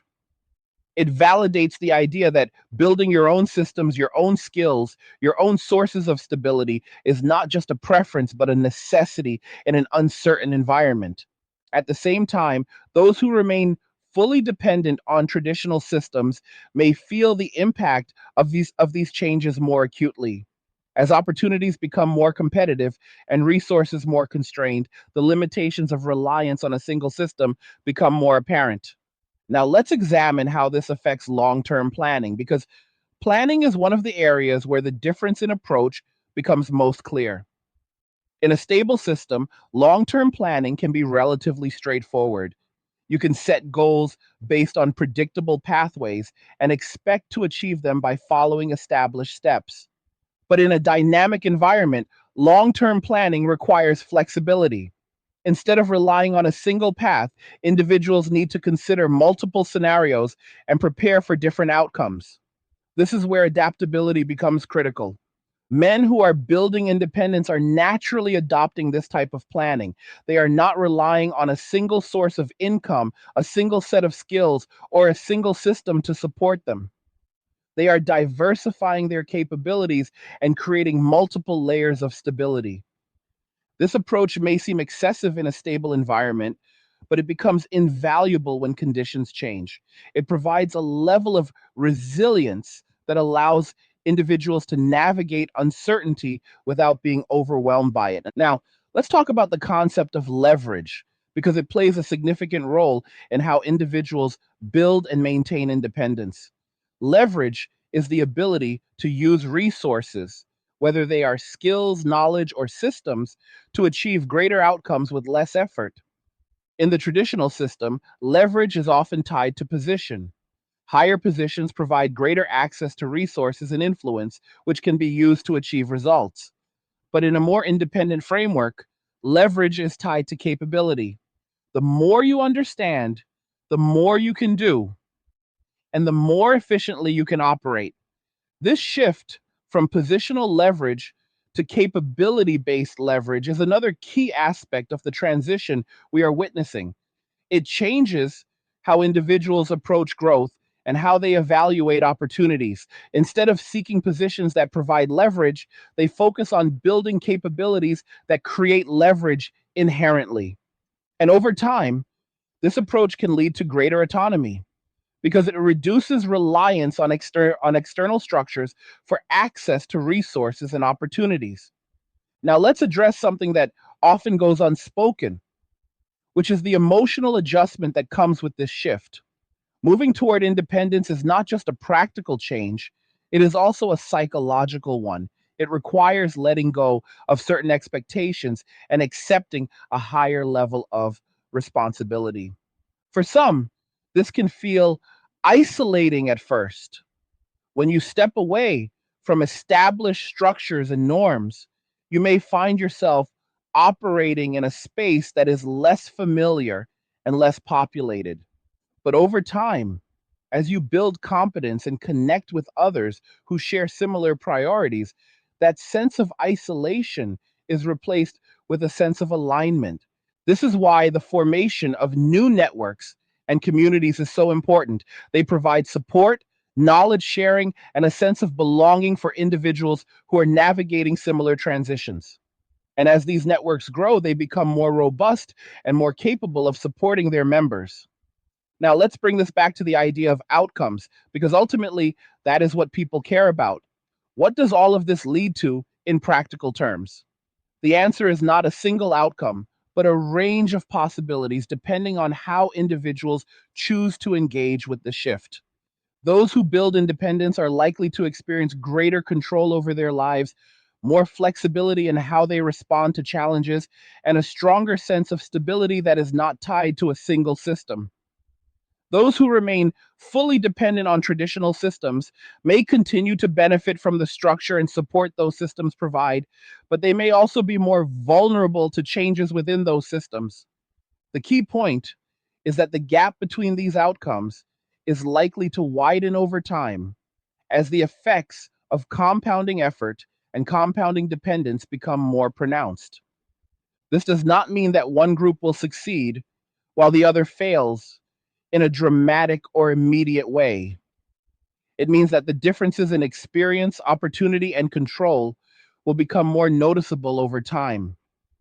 And that brings us to the central question that underlies everything we have discussed.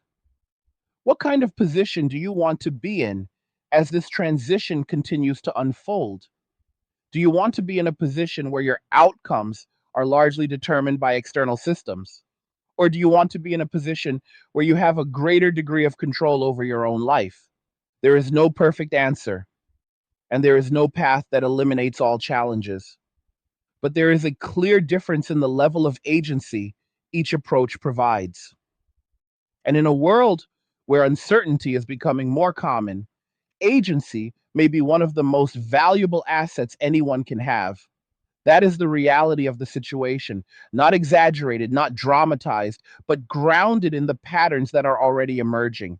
And the sooner that reality is understood, the more time there is to adapt to it in a way that aligns with individual goals and priorities. There is a structural reality that sits underneath everything we have been discussing. And it comes down to incentives shaping behavior in ways that most people never consciously examine. People like to think they make decisions based purely on logic or emotion, but in reality, the environment they are placed in determines a large portion of their behavior.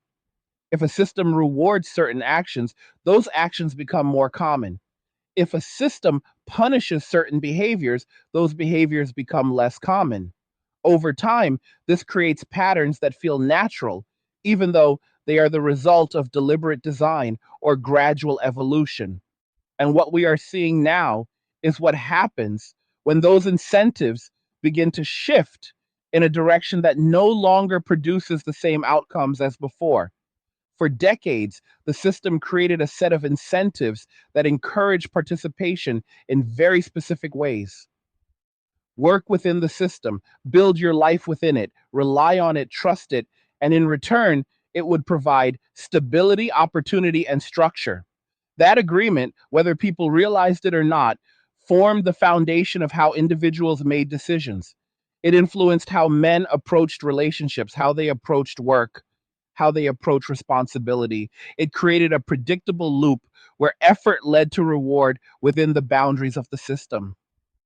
But when that loop begins to break, even slightly, behavior changes. If the reward is no longer consistent, or if the cost of participation increases, people start to question whether the incentive still makes sense. And when enough people reach that conclusion, the system begins to lose its ability to guide behavior in the same way. This is exactly what is happening right now with men who have stepped back. They are not responding to a single event or a single grievance. They are responding to a shift in incentives. When the perceived return on investment for participating in certain aspects of the system declines, the logical response is to reduce investment in those areas. That is not emotional, it is practical. It is the same decision making process that applies to any other area of life where cost and benefit are evaluated. Now, what makes the situation more complex is that the incentives are not shifting evenly across all areas. In some areas, the system still provides value and stability, so participation continues. In others, the balance has changed enough to alter behavior. This creates a fragmented response rather than a uniform one, which is why the shift can be difficult to fully grasp if you are only looking at isolated examples. For example, in areas where skill and effort produce clear outcomes, participation remains strong. People continue to invest in areas where they can see a direct connection between what they do and what they get in return. But in areas where that connection has weakened, participation declines. And over time, those areas begin to feel the impact of that decline in ways that are not immediately obvious. And this is particularly relevant when it comes to relationships and social interaction. For a long time, the incentives around relationships were structured in a way that encouraged men to engage, to invest, to take on certain roles. Those incentives were tied to clear outcomes and expectations. But as those expectations have shifted and the perceived risks have increased, the incentive to participate in the same way has decreased. This is not about whether those changes were justified or necessary. It is about the effect they have had on behavior. When the cost of engagement is perceived to be higher than the benefit, engagement decreases. That is a consistent pattern across all systems, not just social ones. And once that pattern begins, it reinforces itself. As fewer men engage, the environment changes, expectations shift again, perceptions adjust, and that can lead to further disengagement, creating a cycle that is difficult to reverse without significant changes to the underlying incentives. Now, let's look at how this connects to the idea of systems within systems, because that is where things become more layered. The traditional system is not a single entity, it is a collection of interconnected systems that influence each other. Economic systems, social systems, technological systems, all interacting in ways that shape behavior. When one part of that network begins to change, it affects the others. For example, changes in the economy influence how people approach work, which in turn influences how they approach relationships, which then feeds back into social dynamics. These are not isolated shifts, they are interconnected. And what we are seeing now is a coordinated shift across multiple layers. Economic uncertainty, technological advancement, social change, all moving in a direction that increases complexity and reduces predictability. And when predictability decreases, people seek control. This is why the move toward parallel systems is so important. It is not just about rejecting the existing system, it is about creating alternatives that provide a different set of incentives. Systems where effort leads to clear outcomes, where control is more distributed, where participation is based on contribution rather than compliance. These parallel systems do not need to replace the existing system to have an impact. They only need to provide enough value to attract participation. And once they do, they begin to grow organically as more people recognize the benefits of engaging with them. Now, let's talk about the concept of threshold effects because it plays a critical role in how these shifts unfold. A threshold effect occurs when a system reaches a point where small changes lead to disproportionately large outcomes. Up to that point, the system appears stable, but once the threshold is crossed, the behavior of the system changes rapidly. We have not reached that point yet in most areas, but we are moving toward it. Participation is declining in certain areas, alternatives are growing, and the gap between the two is widening. At some point, that gap may become large enough to trigger more visible changes. When that happens, it will not feel gradual anymore. It will feel sudden, even though the groundwork was laid over a long period of time. And that is often how these transitions are perceived. Slow at first, then all at once. This is why awareness is so important. Because if you only react to visible changes, you are already behind. The advantage comes from recognizing the pattern before it becomes obvious and positioning yourself accordingly. Now, let's examine how this affects long term stability, because stability is often misunderstood. People tend to think of stability as something that comes from strong systems, but in reality, stability at the individual level comes from adaptability. A system can provide temporary stability, but if that system changes, the stability disappears unless you have the ability to adapt. This is where the focus on personal capability becomes critical. It is not about rejecting systems entirely, but about ensuring that your stability is not entirely dependent on them. It is about creating a foundation that can support you even if external conditions change.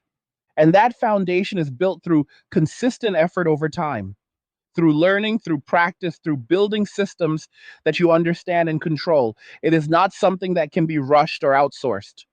Now, let's address the idea of perception versus reality, because it often creates confusion in discussions like this. Perception is how people interpret what is happening, while reality is what is actually happening. The two do not always align. For example, the perception might be that men are disengaging because they are avoiding responsibility or because they are reacting emotionally. But the reality, when you look at behavior, is that many are redirecting their efforts into areas that provide more control and more consistent outcomes. Similarly, the perception might be that the system is still functioning as it always has. But the reality is that underlying conditions are changing in ways that are not immediately visible. This gap between perception and reality is what makes the current situation difficult to navigate for many people. Because if you are operating based on perception alone, your decisions may not align with the actual direction things are moving. Now, let's consider how this gap can be reduced. The first step is observation, paying attention to behavior rather than relying solely on narratives, looking at what people are actually doing, not just what is being said. The second step is analysis, understanding the incentives that drive that behavior, asking why people are making the choices they are making and what conditions are influencing those choices. The third step is adaptation, using that understanding to make informed decisions about how to respond, not reacting impulsively, but adjusting strategically based on the direction of change. This process requires effort, but it provides clarity. And clarity is what allows individuals to navigate complex environments more effectively. Now, let's bring this back to the idea of agency because it is central to everything we have discussed. Agency is the ability to make choices and to act on those choices in a way that influences outcomes. In a highly controlled system, agency is limited. In a more independent framework, agency is expanded. The shift we are seeing is a movement toward increasing agency for those who are willing to build it. And that comes with both opportunity and responsibility. Opportunity in the sense that individuals have more control over their outcomes, and responsibility in the sense that they must take ownership of those outcomes. This is not an easy balance to maintain, but it is one that provides greater long term stability. Because when you have agency, you are not entirely dependent on external conditions. You can respond to changes rather than being fully subject to them. Now, let's address the long term implications one more time because they are what ultimately matter. As this shift continues, the landscape will become more divided between those who have built independence and those who have not. This division will not be absolute, but it will be noticeable. Opportunities, resources, and outcomes will increasingly favor those who have the ability to adapt, to create value independently, and to navigate multiple systems. Those who rely solely on traditional pathways may find those pathways becoming more constrained over time. This does not mean that one group will be entirely excluded or that the other will be entirely insulated. It means that the level of flexibility and control will differ, and that difference will influence how individuals experience changes in the broader environment.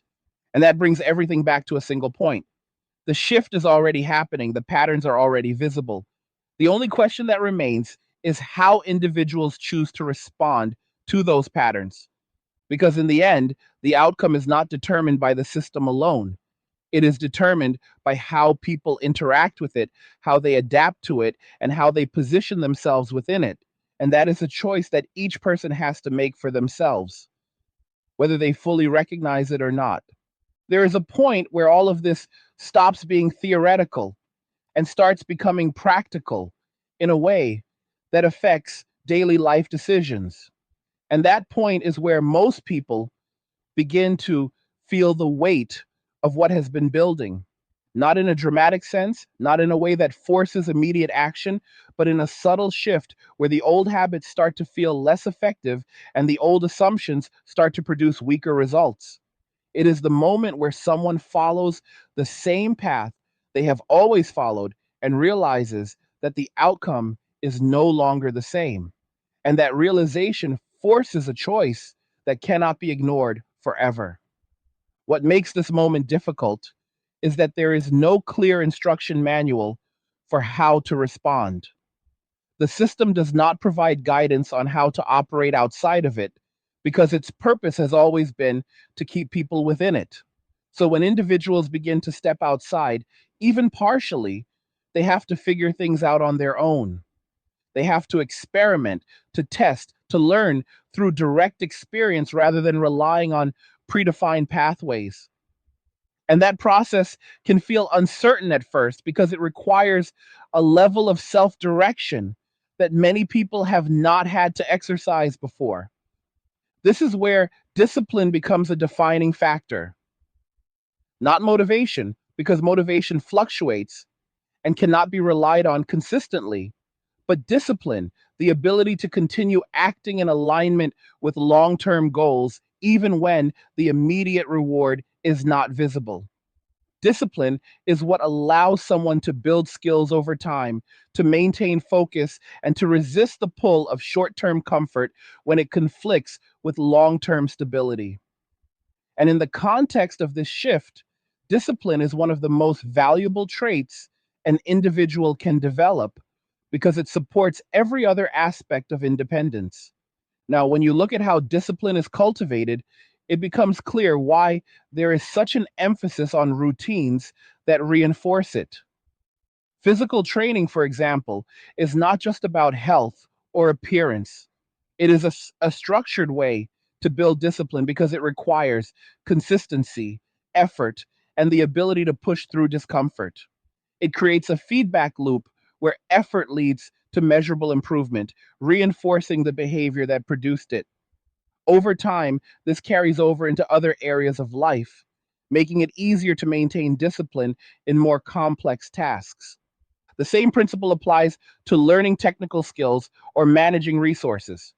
These activities require focus, patience, and a willingness to engage with complexity. They are not always immediately rewarding, but they build a foundation that supports long term independence. And as that foundation grows, it becomes easier to navigate uncertainty because you have a set of tools that you can rely on. Now, let's consider how this plays out in decision making, because decision making is where all of these elements come together. Every decision involves trade offs, whether they are related to time, energy, resources, or risk. In a stable system, those trade offs are often simplified because the outcomes are more predictable. But in a changing environment, those trade offs become more complex because the future is less certain. This is where having a clear framework for decision making becomes important. Individuals who are building independence tend to evaluate decisions based on how they affect their long term stability and control. They ask questions like whether this choice increases or decreases their reliance on external systems, whether it builds or depletes their capabilities, and whether it aligns with their broader goals. This type of thinking leads to different choices compared to those who are primarily focused on short term outcomes or alignment with existing structures. It prioritizes resilience over convenience, flexibility over fixed pathways, and capability over external validation. And over time, these choices compound, leading to a trajectory that diverges from the traditional path. Now, let's address the role of uncertainty because it is one of the driving forces behind this entire shift. Uncertainty is often seen as something to be avoided, but it is also a catalyst for adaptation. When conditions are certain, there is less incentive to change. But when uncertainty increases, it forces individuals to reassess their assumptions and adjust their behavior. The key difference lies in how individuals respond to uncertainty. Some attempt to minimize it by relying more heavily on systems that promise stability, even if that stability comes with increased control. Others accept it as an inherent part of the environment and focus on building the capability to navigate it effectively. The latter approach is what we are seeing more of among men who are moving toward independence. They are not trying to eliminate uncertainty entirely, which is not possible, but they are reducing their vulnerability to it by increasing their ability to respond to it. This is a more active approach, one that requires effort and engagement, but it also provides greater flexibility. Now, let's connect this to the idea of resilience, because resilience is the outcome of this approach. Resilience is not just the ability to endure challenges, but the ability to adapt and recover from them in a way that maintains or even improves your position. It is built through exposure to difficulty, through learning from experience, and through developing systems that can withstand disruption. For individuals who are building independence, resilience becomes a core objective. Every skill they develop, every system they build, every habit they reinforce contributes to their overall resilience. And as that resilience increases, their reliance on external stability decreases.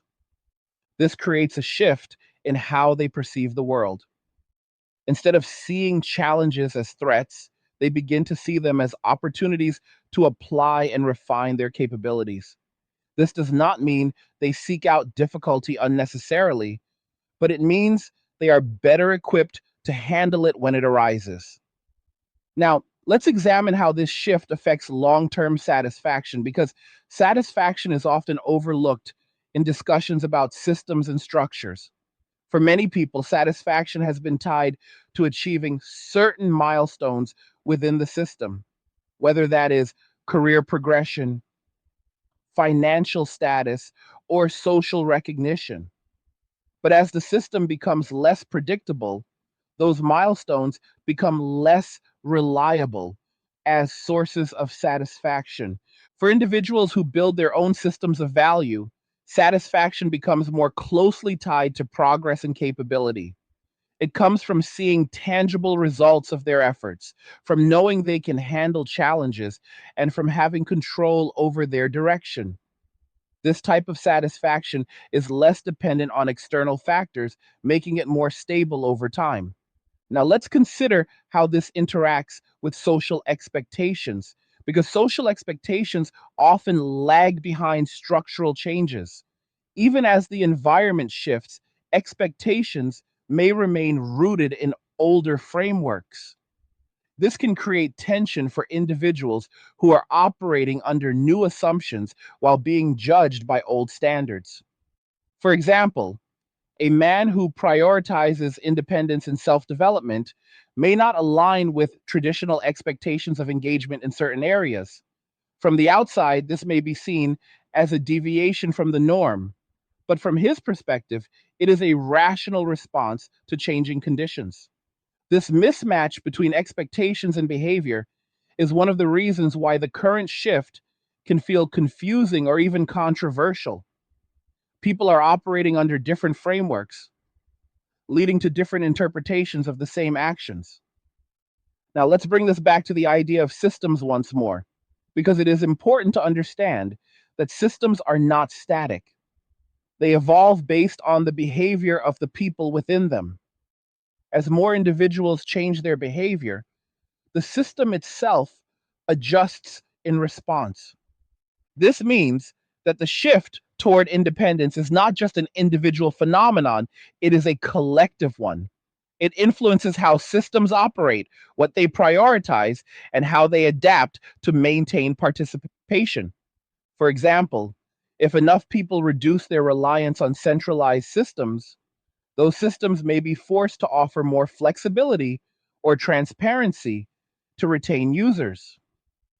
Alternatively, they may increase control in an attempt to maintain stability.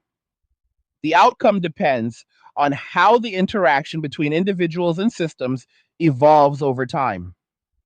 Now, let's address the importance of awareness again, but from a different angle. Awareness is not just about recognizing that a shift is happening, it is about understanding how it applies to your own situation. It is about identifying where you are currently dependent, where you have opportunities to build independence, and what steps you can take to move in that direction. This does not require drastic changes all at once. It can begin with small adjustments, learning a new skill, improving your health, reducing unnecessary expenses, exploring alternative ways of generating value. These actions may seem minor individually, but they contribute to a larger shift in how you operate. Over time, these small changes create momentum. They build confidence, increase capability, and expand your options.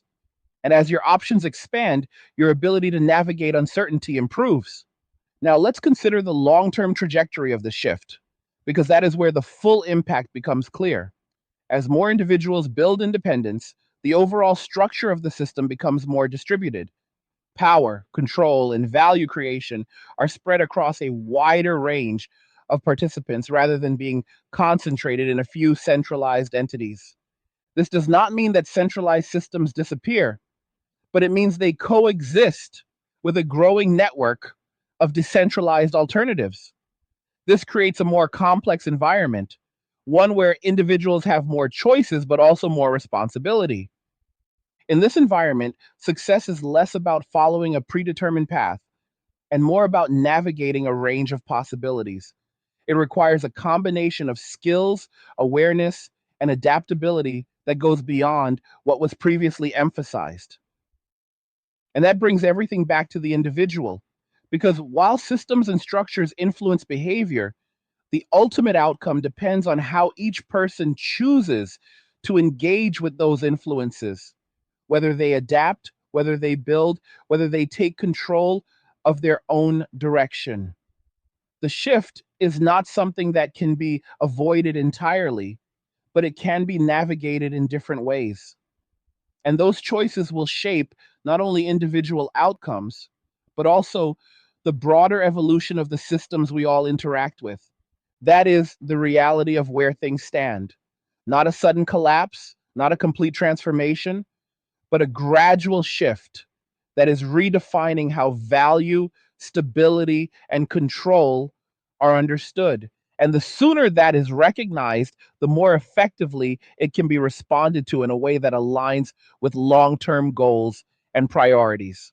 There is a layer to this transition that sits beneath skills, beneath systems, beneath even incentives. And it is the quiet recalibration of what people are willing to tolerate. Tolerance is one of the most powerful forces in shaping behavior because it defines the boundaries of what individuals will accept as normal. For a long time, those boundaries were relatively stable. People accepted certain trade offs because they believed the overall system justified them. They tolerated inefficiencies, imbalances, and limitations because the broader structure still delivered enough value to make those compromises feel reasonable. But when the balance shifts, when the perceived return begins to decline, those same compromises start to feel heavier, more noticeable, and eventually unacceptable. What is happening now is that many men have begun to lower their tolerance for environments where effort does not translate into meaningful outcomes. They are less willing to invest time and energy into situations that feel uncertain, inconsistent, or disproportionately demanding relative to what they receive in return. This is not a sudden change, and it is not driven by a single event. It is the result of accumulated experiences that have gradually reshaped their expectations. Each instance where the cost outweighed the benefit contributed to a recalibration of what is worth engaging with and what is not. This recalibration has a cascading effect because once tolerance decreases in one area, it often spreads to others. When someone becomes more selective with how they invest their time in one aspect of life, they tend to apply that same selectivity more broadly. They begin to evaluate everything through a similar lens, asking whether it aligns with their priorities, whether it contributes to their stability, whether it justifies the investment required. And over time, this leads to a more streamlined approach to life, where unnecessary complexity is reduced and focus is directed toward what provides the most value. Now, let's examine how this shift in tolerance interacts with the concept of standards, because standards are essentially the practical expression of tolerance. When tolerance decreases, standards increase. Individuals become more selective, more discerning, and less willing to compromise on what they consider acceptable. This can be seen in how men are approaching everything from their health to their work to their interactions. They are setting higher standards for themselves and for the environments they choose to engage with, and they are aligning their behavior accordingly. This increase in standards has two important effects. First, it improves the quality of outcomes for those who maintain those standards because they are consistently operating at a higher level of expectation. Second, it creates a barrier to entry for environments that do not meet those standards, leading to reduced participation in those areas. This is one of the reasons why certain spaces are experiencing a decline in engagement. It is not that people are incapable of participating, it is that they no longer see those environments as meeting their standards. Now, consider how this affects the broader system. When enough individuals raise their standards and reduce their tolerance for low value interactions, the system is forced to adjust. It either improves to meet those standards or it loses participation. This is not an immediate process, but it is a consistent one. Systems that fail to adapt gradually lose relevance as individuals shift their attention and energy elsewhere. At the same time, new environments begin to emerge that are better aligned with these higher standards. These environments often prioritize efficiency, clarity, and direct outcomes. They are structured in a way that minimizes unnecessary friction and maximizes the connection between effort and result. And because they align with the evolving expectations of their participants, they attract more engagement over time. This dynamic is particularly evident in areas where men are building parallel systems, whether it is in technology, trade, or practical skill networks. These environments are designed around functionality and contribution. They reward competence and effort directly, creating a clear incentive structure that reinforces participation. And because they operate on these principles, they naturally appeal to individuals who have adopted a mindset focused on independence and capability. Now, let's explore how this shift in tolerance and standards influences long term behavior patterns, because this is where the full impact becomes visible. Over time, individuals who maintain high standards and low tolerance for low value environments develop a more efficient allocation of their resources. Their time, energy, and attention are concentrated on activities that produce meaningful results, leading to a compounding effect on their progress. This compounding effect is critical because it creates a widening gap between those who adopt this approach and those who do not. It is not a gap that appears immediately, but one that becomes more pronounced over time as the benefits of focused effort accumulate. Skills improve, systems become more refined, and overall stability increases for those who consistently invest in high value areas. On the other side, individuals who maintain higher tolerance for low value environments may find their resources spread more thinly. Their time and energy are divided across activities that do not contribute significantly to long-term outcomes, resulting in slower progress and increased dependency on external systems for stability. This divergence is not absolute, and there is always overlap between these approaches. But the general trend is clear. As standards increase for some and remain unchanged for others, the difference in outcomes becomes more noticeable. Now, let's connect this to the concept of alignment, because alignment is what determines whether an individual's actions are consistent with their goals. When standards are clearly defined and consistently applied, it becomes easier to align behavior with those standards. Decisions are made based on whether they support or undermine the desired outcome, leading to a more cohesive approach to life. For men who are focused on independence, this alignment is evident in how they structure their routines, how they choose their environments, and how they evaluate opportunities. Everything is filtered through the lens of whether it contributes to their long-term stability and capability.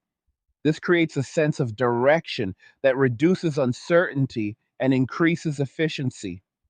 Now, let's examine how this alignment affects interactions with others, because this is where the social implications become more apparent. When individuals operate with a strong sense of alignment, they are less likely to engage in interactions that do not meet their standards. This can lead to reduced participation in environments where expectations are unclear or where the perceived value is low. From the outside, this can be interpreted in different ways depending on perspective. It may be seen as withdrawal, as disinterest, or as a shift in priorities. But from the inside, it is a consistent application of standards that guide behavior. This is one of the reasons why engagement patterns have changed. It is not simply a matter of preference, but a reflection of how individuals are evaluating the value of their interactions. And as more people adopt this approach, it influences the overall dynamic of social environments. Now, let's address the role of feedback, because feedback is what reinforces behavior over time. In environments where effort is rewarded consistently, positive feedback encourages continued participation. In environments where effort does not produce reliable outcomes, negative feedback discourages participation. This feedback loop is central to understanding why men are shifting their focus. When they engage in areas where their effort produces clear and measurable results, the positive feedback reinforces that behavior. When they engage in areas where outcomes are inconsistent or unpredictable, the negative feedback leads to disengagement. Over time, this creates a natural sorting process where individuals gravitate toward environments that provide the most consistent and meaningful feedback. And as that process continues, it shapes the distribution of effort across different areas of life. Now, let's consider how this interacts with long term resilience, because resilience is built on the ability to adapt and respond effectively to challenges. Individuals who operate in environments that provide clear feedback and reward competence are better equipped to develop the skills and mindset necessary for resilience. They learn how to adjust their approach based on outcomes, how to refine their strategies, and how to maintain progress even when conditions are not ideal. This creates a level of preparedness that allows them to navigate uncertainty more effectively. In contrast, individuals who remain in environments where feedback is inconsistent may find it more difficult to develop these capabilities. Without clear signals to guide their behavior, it becomes harder to identify what works and what does not, leading to less efficient adaptation. Now, let's bring this back to the broader system one more time, because it is important to understand how individual behavior aggregates into systemic change. As more individuals adjust their tolerance, raise their standards, and seek environments that align with their priorities, the system is gradually reshaped to reflect those changes. This does not happen uniformly or instantly, but it happens consistently. Areas that align with these evolving preferences grow, and become more influential, while those that do not adapt may decline in relevance. This is the underlying mechanism driving the shift we have been discussing. It is not driven by a single cause or a single group, but by a collective adjustment in how individuals evaluate and respond to their environment. Now, let's focus on what this means moving forward, because the direction of this shift has implications for how individuals approach their future. As standards continue to rise and tolerance for low value environments continues to decrease, the importance of building capability and alignment will only increase. Individuals who recognize this and act on it will be better positioned to navigate the changing landscape. They will have the skills, the systems, and the mindset necessary to adapt to new conditions and to create value in a variety of contexts. Those who do not may find themselves increasingly constrained by environments that are no longer optimized for their success. Not because those environments are inherently flawed, but because they are not aligned with the evolving dynamics of the broader system. The key takeaway here is not to create division or to assign blame, but to highlight the importance of awareness and intentional action. The shift is happening, and it is being driven by changes in tolerance, standards, and alignment that are reshaping how individuals interact with the world around them.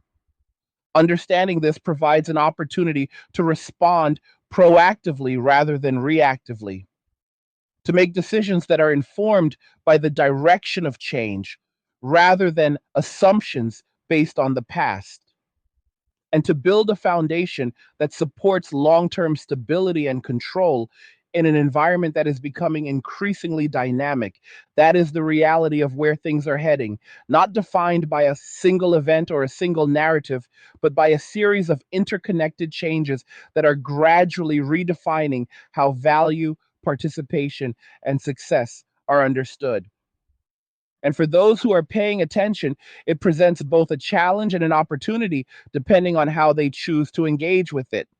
There is a dimension of this shift that operates quietly but carries long term consequences, and that is the restructuring of how people relate to effort itself. For a long time, effort was tied to compliance with established systems. You followed the path, you did what was expected, and the system translated that effort into outcomes. That relationship created a sense of predictability because effort had a defined direction. But what is changing now is not just where effort is applied, it is how effort is perceived. More men are beginning to see effort not as something to be spent within predefined boundaries, but as a resource that should be allocated with precision, like capital. And once effort is viewed that way, everything changes. When effort becomes something you allocate strategically, you stop investing it blindly. You start asking whether the return justifies the cost, whether the environment supports the outcome, and whether there are better places to direct that same energy. This creates a level of intentionality that was not as necessary in a more stable system. In the past, effort could be applied broadly because the system absorbed it and converted it into progress. Now, effort has to be targeted because the conversion is no longer guaranteed. This is why you are seeing men become more selective, not just with their time, but with their focus. They are narrowing their scope, cutting out distractions, and concentrating on areas where effort compounds rather than dissipates. This is not about doing less, it is about doing more of what matters and less of what does not. It is about recognizing that effort is finite and that how it is used determines the trajectory of everything that follows. Now, when you look at how this plays out across different domains, you begin to see a pattern. In areas where effort produces measurable progress, engagement increases. In areas where effort feels wasted or misaligned, engagement decreases. Over time, this leads to a redistribution of effort across the entire landscape. Some areas become more concentrated with activity and development, while others begin to thin out. This redistribution has a direct impact on how systems evolve because systems depend on where people direct their effort. If enough individuals withdraw their effort from a particular area, that area cannot maintain the same level of activity. It either adapts to attract effort back or it declines. Conversely, areas that attract concentrated effort tend to grow rapidly because they benefit from the compounding effect of multiple individuals contributing in alignment. Now, let's examine how this shift in effort allocation connects to long term positioning, because positioning is what determines how individuals benefit from their actions over time. Positioning is not just about where you are now, but about where your current actions are leading you. It is the cumulative result of decisions made consistently over time. For men who are focusing their effort on building independence, positioning becomes a central concern. They are not just thinking about immediate outcomes, they are thinking about where those outcomes place them in relation to future opportunities and risks. They are building skills that remain relevant across different scenarios, creating systems that provide stability and reducing dependencies that could limit their options. This approach to positioning is inherently forward looking. It requires an understanding that the current environment is not static and that decisions made today will influence how well they can navigate changes tomorrow. It also requires patience because the benefits of strong positioning often take time to materialize. At the same time, individuals who continue to allocate effort within the traditional framework may be positioning themselves differently. Their outcomes are more closely tied to the performance of the system. And while that can provide stability in the short term, it may also limit flexibility in the long term. Again, this is not about one approach being universally better, but about understanding the trade offs involved. Now, let's explore the concept of friction, because friction is what determines how easy or difficult it is to convert effort into results. In any system, friction represents the obstacles that reduce efficiency. It can take many forms: complexity, bureaucracy, misaligned incentives, or even social dynamics that complicate interaction.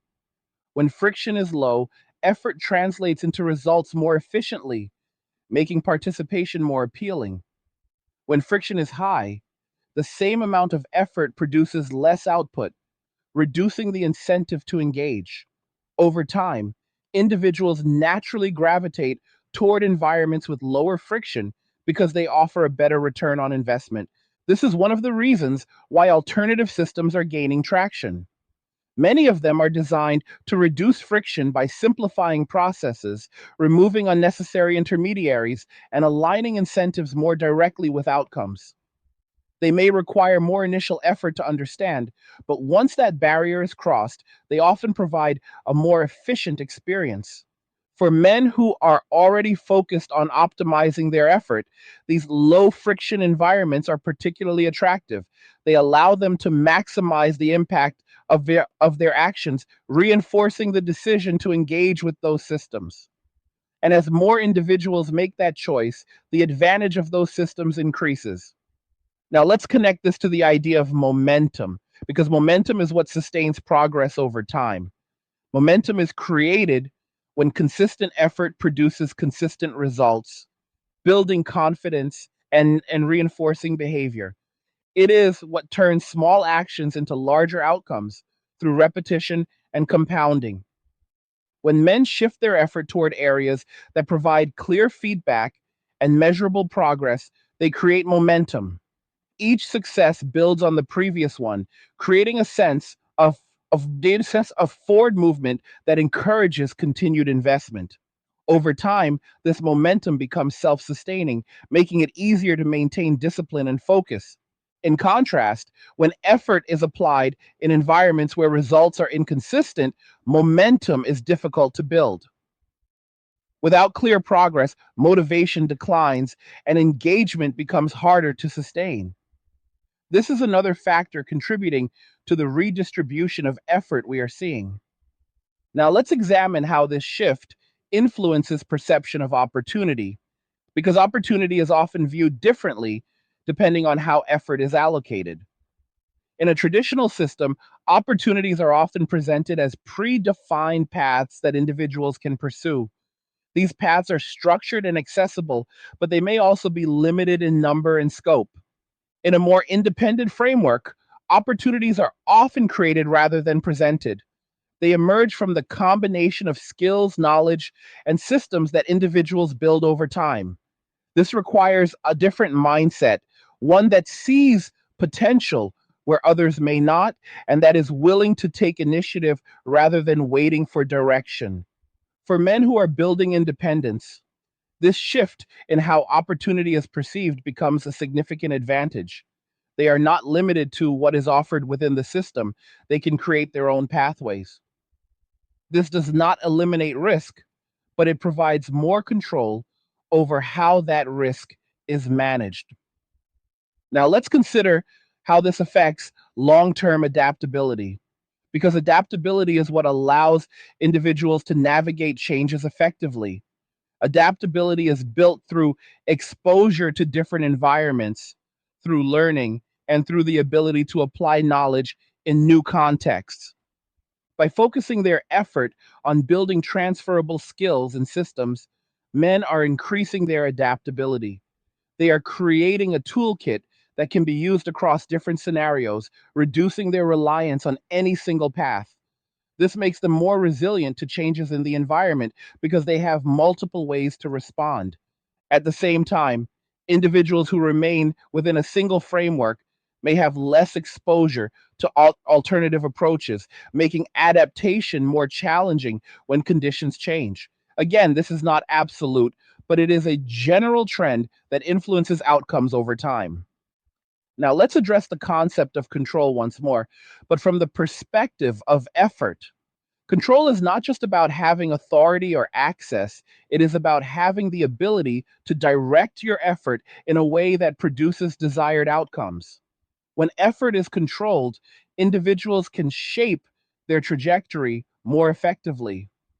This is why the shift toward independence is so closely tied to the desire for control. By reducing reliance on external systems and increasing personal capability, individuals gain more influence over how their effort is used and what it produces. This creates a sense of ownership over outcomes that is difficult to achieve in a more dependent framework. Now, let's bring this back to the broader system, because it is important to understand how these individual shifts aggregate into larger changes. As more individuals optimize their effort and seek environments that provide better returns, the distribution of activity across systems changes. Some systems lose participation while others gain it. This redistribution influences how resources, attention, and development are allocated. Systems that attract more effort tend to evolve faster, improving their functionality and expanding their reach. Systems that lose effort may struggle to maintain their previous level of activity, leading to adjustments or decline. Over time, this creates a new balance between different systems, one that reflects the evolving preferences and priorities of individuals. It is not a complete replacement of one system by another, but a reconfiguration of how they interact and coexist. Now, let's focus on what this means for individuals moving forward, because this is where the practical implications become clear. The shift we are discussing is not something that requires immediate or extreme action, but it does require awareness and intentionality. Understanding how effort is being reallocated and why it is happening provides an opportunity to evaluate your own approach.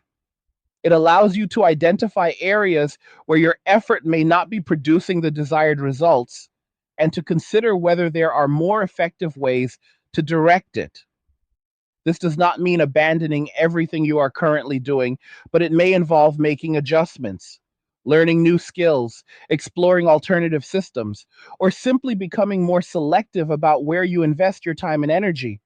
Over time, these adjustments can lead to a more efficient and effective use of effort, increasing your ability to navigate the changing environment.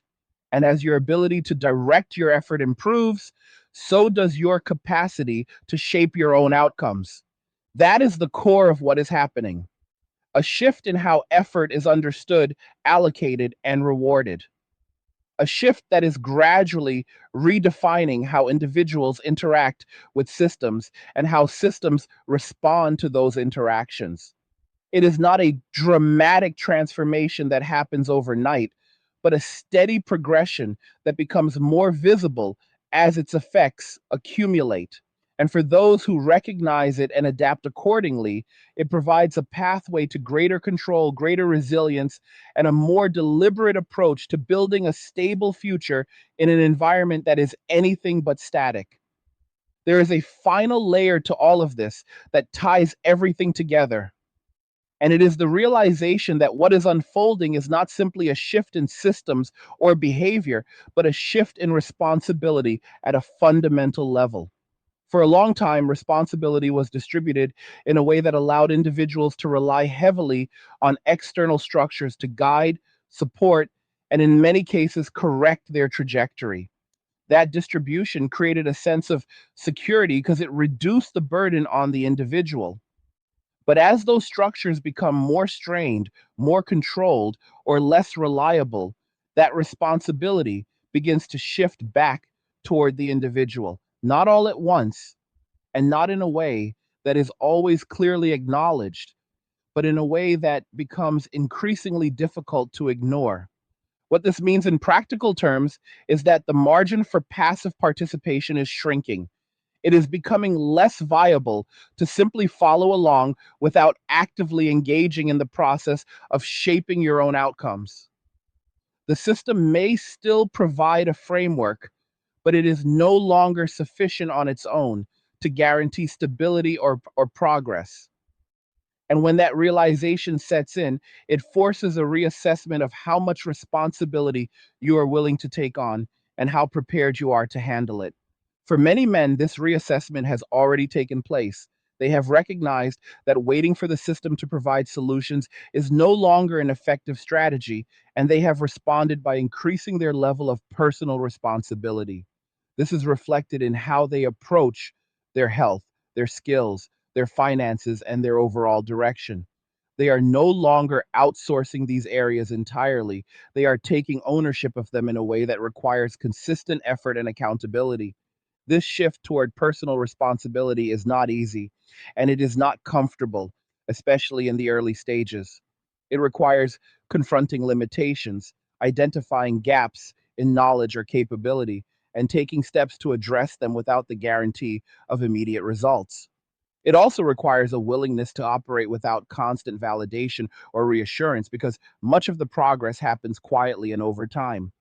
But what this shift provides in return is something that is increasingly rare in a changing environment, and that is a sense of agency that is grounded in reality rather than assumption.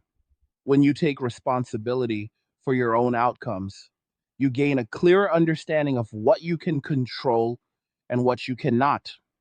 You become more attuned to how your actions influence your situation, and that awareness allows you to make more informed decisions.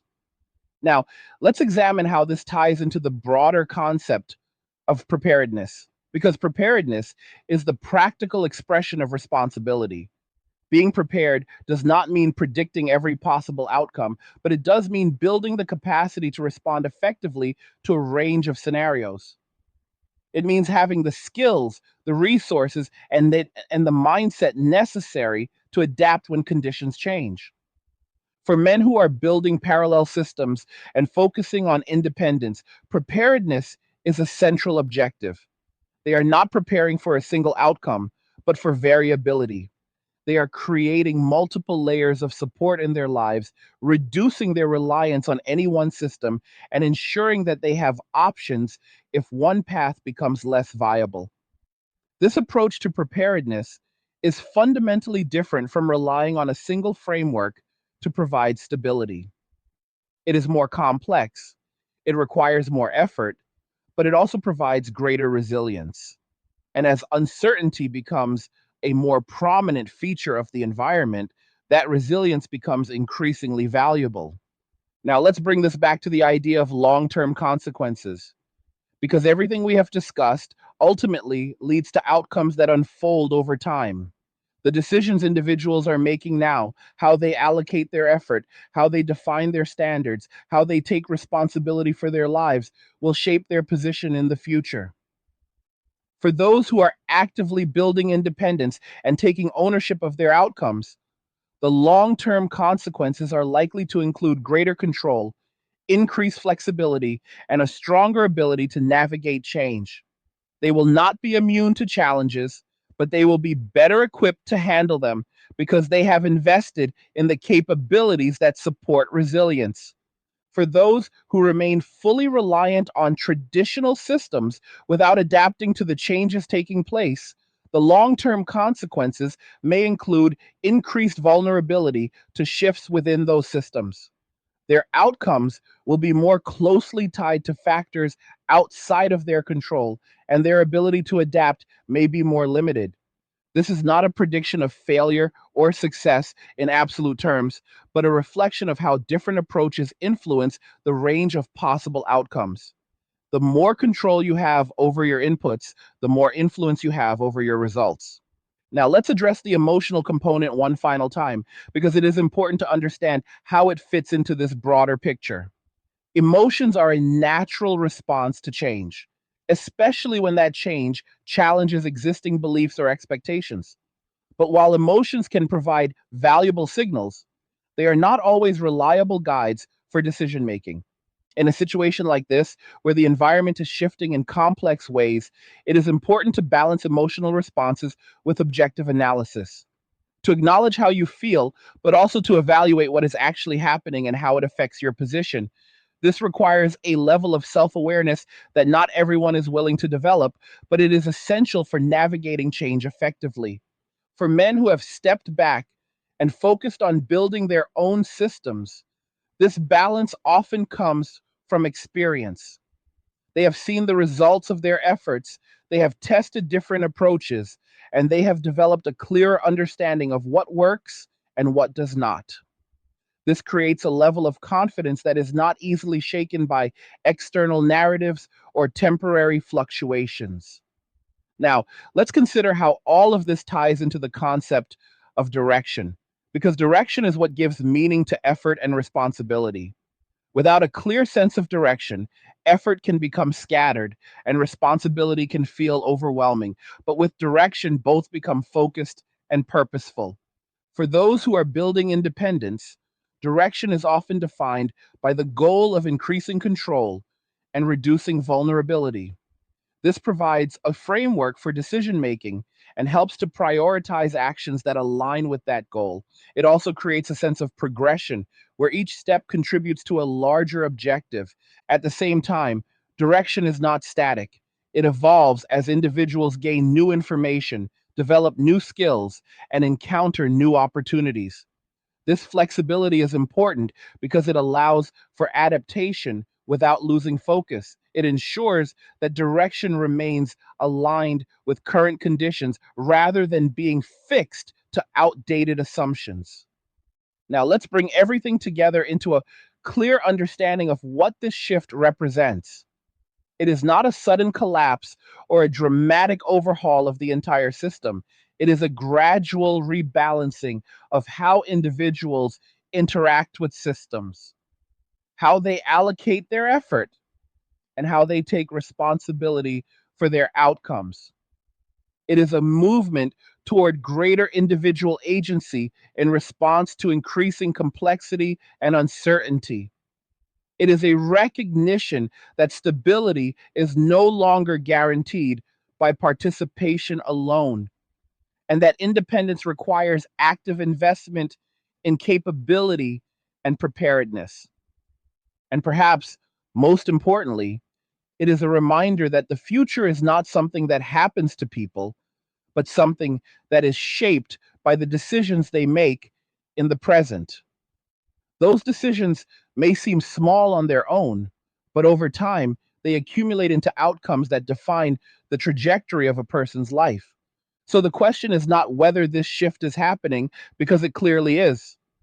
The question is how you choose to engage with it, whether you continue to rely on the structures that have guided you in the past, or whether you begin to build the capacity to operate more independently within an evolving landscape. And because in the end, no system can fully replace the need for individual responsibility.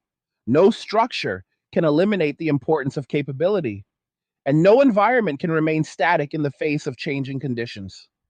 The only constant is the need to adapt, to learn, and to take ownership of your direction in a world that is continuously redefining what it means to be stable, to be secure, and to be in control.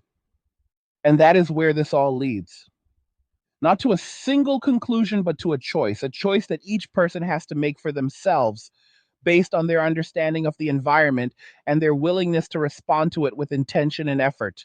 To the ones who stayed all the way through, the 1 hour crew, you already know what it is. You sat through the whole thing. You followed the logic. You didn't run from it. And that already puts you in a different position than most people. If you are getting value out of these Angry Guy talks and you want to support what is being built here, you can grab me a Red Bull using the link in the description. And more importantly, I want to hear from you. What did you take from this? What did you agree with? What did you disagree with? And where do you see things going from here? Drop your thoughts and actually engage with it, because that is where real understanding starts to form. Like the video, if you like it, don't forget to subscribe. And if you like the video, share the video. And just remember that all roads lead to MWA, men walking away, and cheers. Nothing says you care like crypto. Nothing can compare. Nothing says you care like crypto. Oh, nothing can compare to crypto.